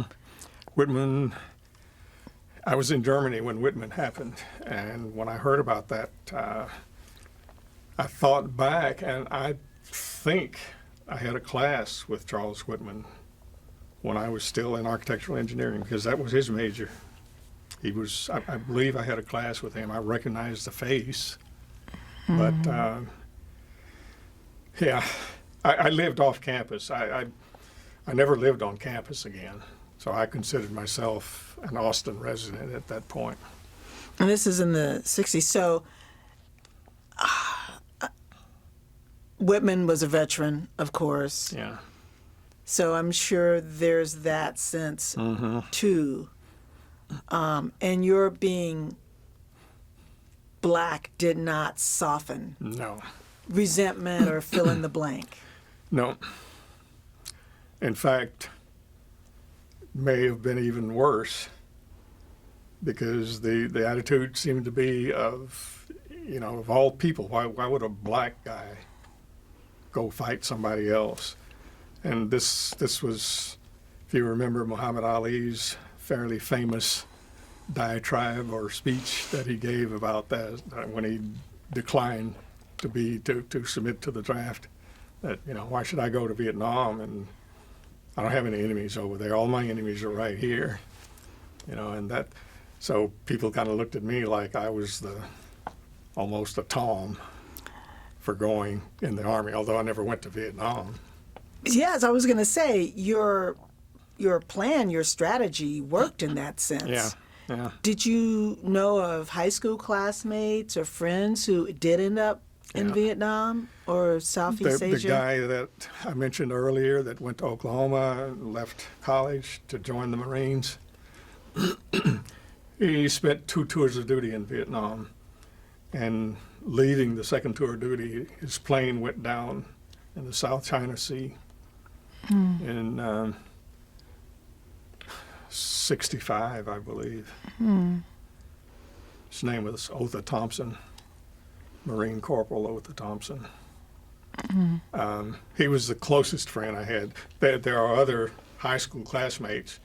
There is a small Vietnam memorial on fairgrounds in Dallas, the state fairgrounds in Fair Park, and I did find several other classmates' names on that memorial. But Otha was the closest friend of mine. He and I were best friends in high school. So here you are facing resentment or being labeled and all of this. You're with Vivian now. How are the classes? How are the professors? The professors were fine, were better than what I left in '63. And the way they treated you. I finally got in the School of Architecture, by the way, and I found out at that time that what that counselor had told me back in the '60s was not correct. What the requirement actually was, I was told, was that I had to have a C average in courses required for my major, not a C average overall, but just in the courses required for my major. But I didn't look backwards. I really didn't. I went ahead and enrolled in 1971, still working at Scudder. And took me 3 years part-time because I still worked full-time. So it took me 3 years, 71, 74. I graduated in 74. So you were back in Austin for 4 years before you. But now you figured out this is my profession. I was always right. Like Dorothy, you were always home. Yeah, it took a long time. That Army stint was the only other possibility that I ever considered. And I guess I'll never know how that would have worked out. What happened there was I asked to go to officer candidate school to be in the engineers battalion. That was being given at Fort Belvoir, Virginia. But all of the classes were full at the time that I could have gone. So in order to get in that class, I would have had to re-enlist for more time to be able to get a spot in that officer candidate school. And I said, no, I'm not gonna re-enlist for more time. If I could have gotten it at the time I wanted to go, I don't know whether I would have made the decision to take it and go and be an Army engineer. But there was a very good possibility that if that slot had been open, I would have. So that was the balance between being an officer in the school, in the engineering corps in the Army, and going back to school.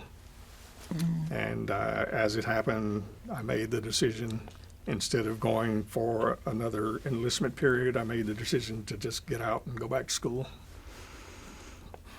Any regrets about coming back to UT?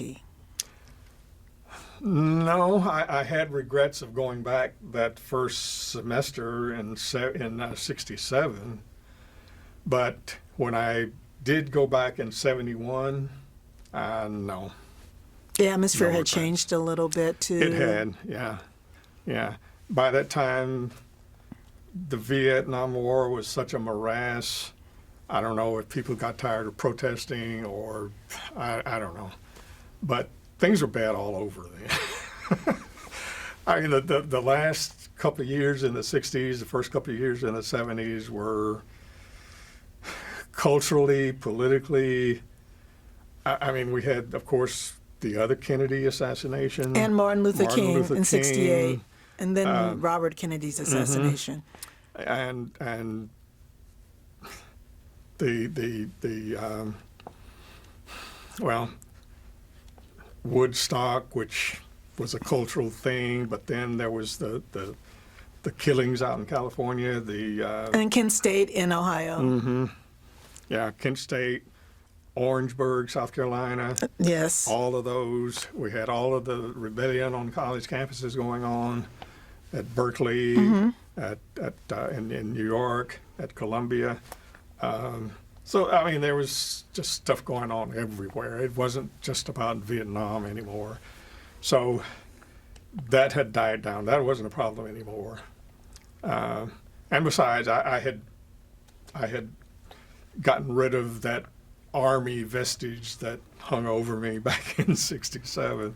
So I didn't really have that much attachment to military life anymore in '71. So I was able to go back, be much more comfortable, and make better grades. And took me 3 years, 60 to 63, and 3 years, 71 to 74. So what should have taken me 5 years took me 6 years.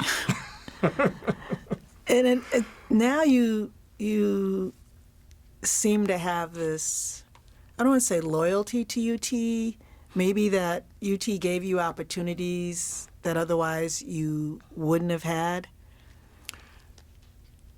Through it all, I always had loyalty to UT because it was my school, and nobody, no politician, no holdover professor from the 40s or 50s was going to tell me different. And they may have acted like it wasn't, but I knew UT is my school too. There were times when I couldn't show it, but I was so happy when I finally did get the chance, especially at things like football games, after integration, after all the sports, after campus life was integrated fully, and sports were integrated. So when were you able to go to your first football game actually in the stadium? Well, I went to the first one. First football game I went to was when UT played Oregon in 1960, I believe. Mm-hmm. I think that was the first UT football game I went to. And I wanted to pull for UT at that point, but Oregon... Explain to the younger students, to people who might not know the atmosphere. Well, UT played teams that were integrated. Oregon was one of them. Mel Renfro, who played for the Cowboys for a lot of years, was a star on that Oregon team at the time. And he was just cutting up something fierce over in Memorial Stadium. So he was considered, fast among NFL. Against that type of UT team, even Darrell Royal saw the light. Yeah. So, it was hard for us. And I think it was a little soggy. I don't remember if it was raining or foggy, but it was not a great evening that time during that game. So we just kind of set up in the stands under an umbrella, several of us, and several black students silently pulled for Oregon. But I wanted so bad to pull for UT, but I couldn't. I couldn't now at you that can. time. I really couldn't. Now you But I can pull wanted for to, UT. Now I'm all hook'em. When could you start pulling for UT? First, I guess when Julius Whittier came to UT, that's when I first started pulling for them. Sam Bradford on the basketball team. So we're talking about the pioneering athletes in UT's program. Yeah. Larry Robinson on the basketball team. Blacklock, can't remember his last name Blacklock, basketball player too. Now he's actually he's still in that job. I think he's the head of the basketball operations for the Globetrotters. Mm-hmm. I want to say Marcus, but that's not it. But, no, yeah. I can't remember his first name. But when those guys came along in like late 60s, early 70s, I was still living in Austin as an Austin citizen, not so much as a student at that time, although I was still technically a student, but I was more an Austinite. I consider myself more an Austinite as a student. I didn't live on campus. I lived in the city. I pulled for UT. I did. I didn't go to a lot of games because there was just too much traffic, too much going on around the games to bother, since I could watch it on TV. But your friends could gather together and you could watch it. We'd all get together and watch on TV. I went to a few, but that's when I first started pulling for UT is when integration happened with the football teams and after full integration had been accomplished on campus. You're in this fascinating position of having been one of the first black students, or especially in architecture, and then being able to see a different UT. How does that sort of 360 feel of being in Austin and being UT? There was a marked difference for me. I think all throughout that period of time, there have been UT students from Austin that didn't live on campus, that still resided in the city. And I think for them, of course, it was different, being real born and bred citizens of Austin. But I think those of us that came from out of town to Austin and lived in the city, whose purpose it was to go to UT, and a lot of our life revolved around UT. I think there were marked differences because that UT element was always there. It had been minimized by living in the city and just being a resident of the city as much as a student at UT. But there was always that UT thing that affected us. I guess we had more of an attachment to UT than just the ordinary Austin resident did. A lot of Austinites, I mean, they came from all over. A lot of Austinites went to A&M, went to wherever, came from other places that didn't have an attachment to UT. But the ones of us who came to Austin, went to UT, and then lived in the city as residents, we always had that little UT element going on that I guess was a little hard for other people to get that didn't have that actual especially as African Americans. Attending UT, yeah, especially African Americans, yeah.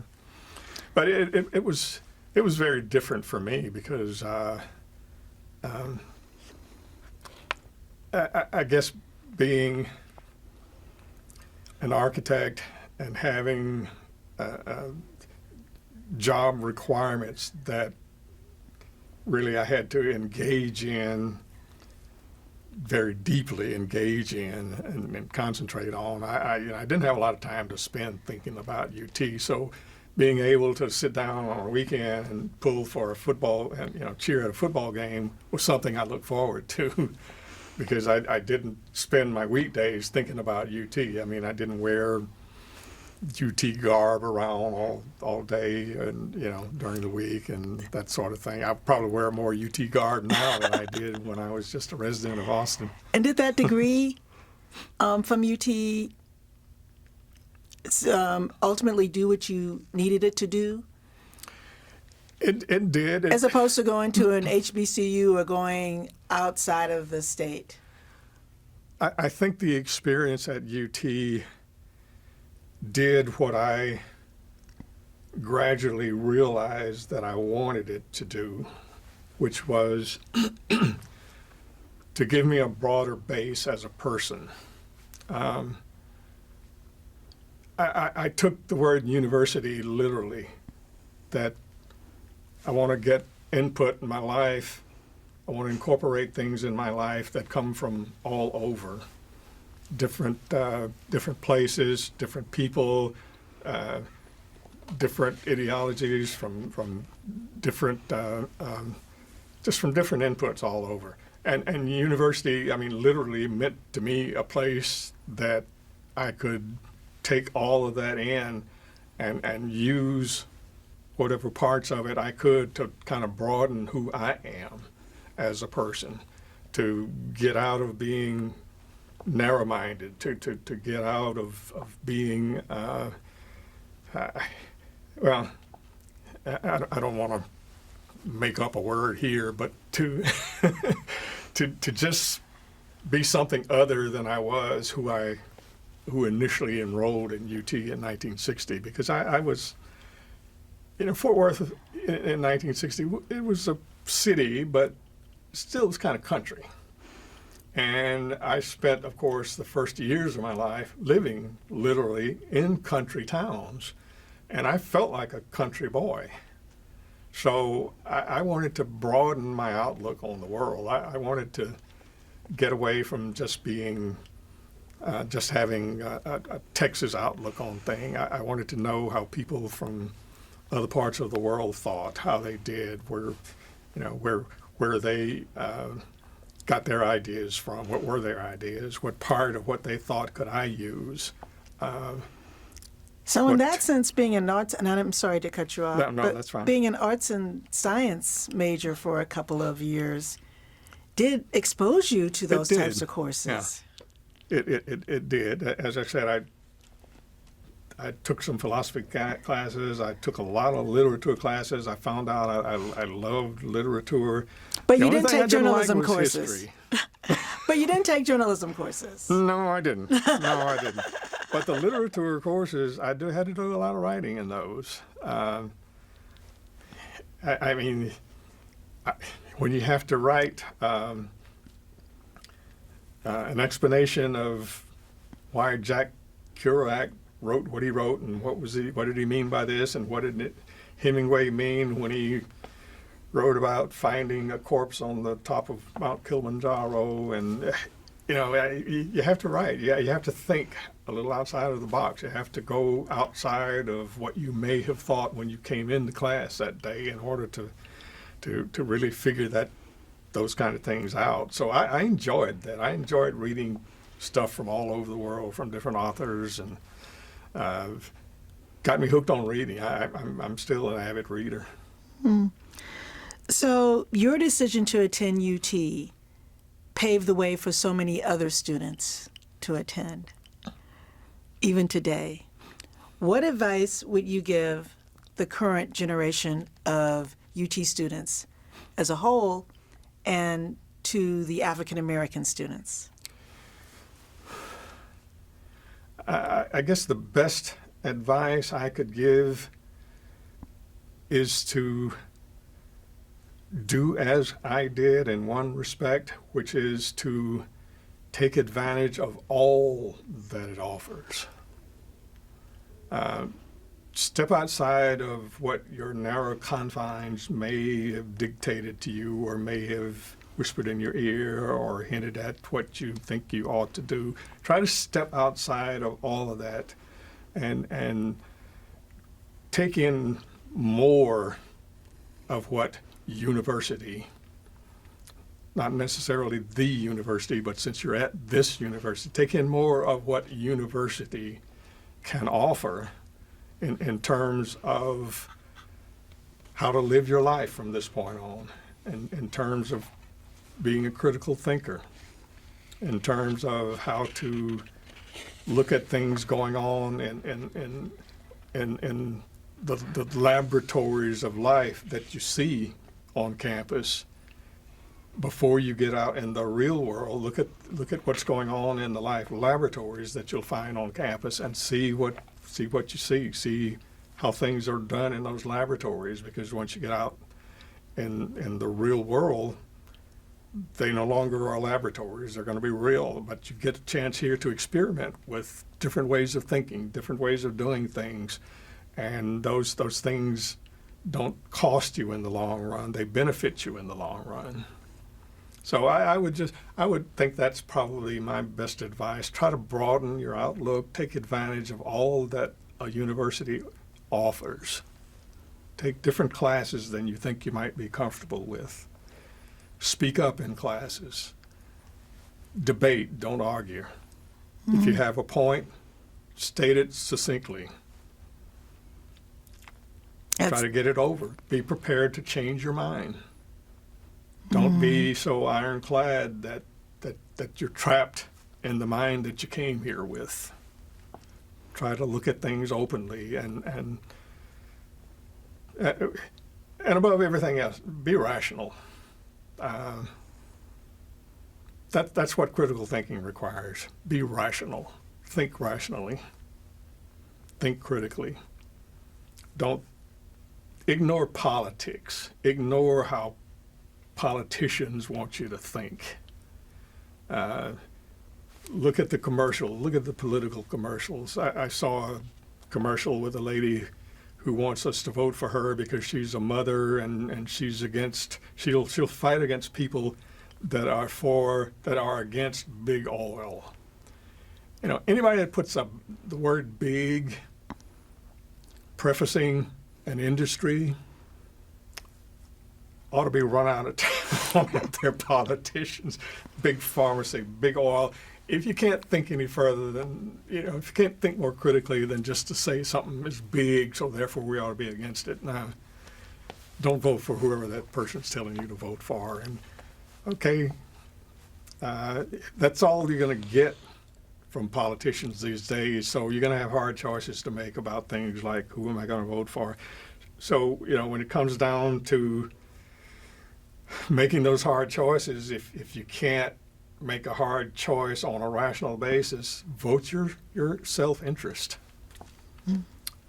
Put people in office who are going to be for your self-interest, but not who are going to, in the long run, destroy things that are in your self-interest. You have to look short and long term when it comes to that, because I think we were very short-sighted. A lot of people were very short-sighted in 2016, and I hope.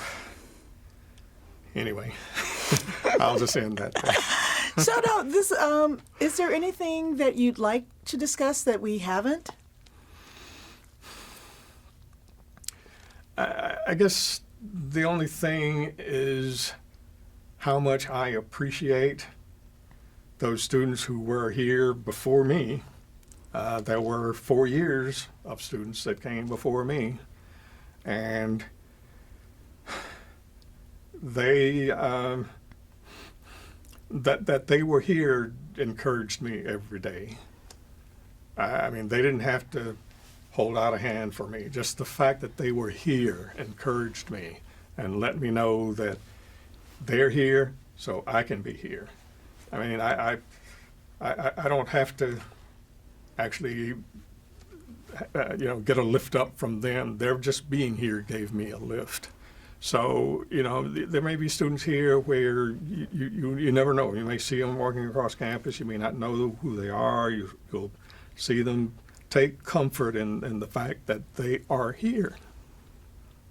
And know that the fact that they are here means your being here is no accident, is a part of life's plan for all of us. You're here, they're here, you're here. There was a time when they were not here, and we're dealing with the vestiges of that, and we'll part of the Oral History Project, I hope, is to make sure that those stories about the ones that were here before get passed down, and that's encouragement to those future students who may come years from now.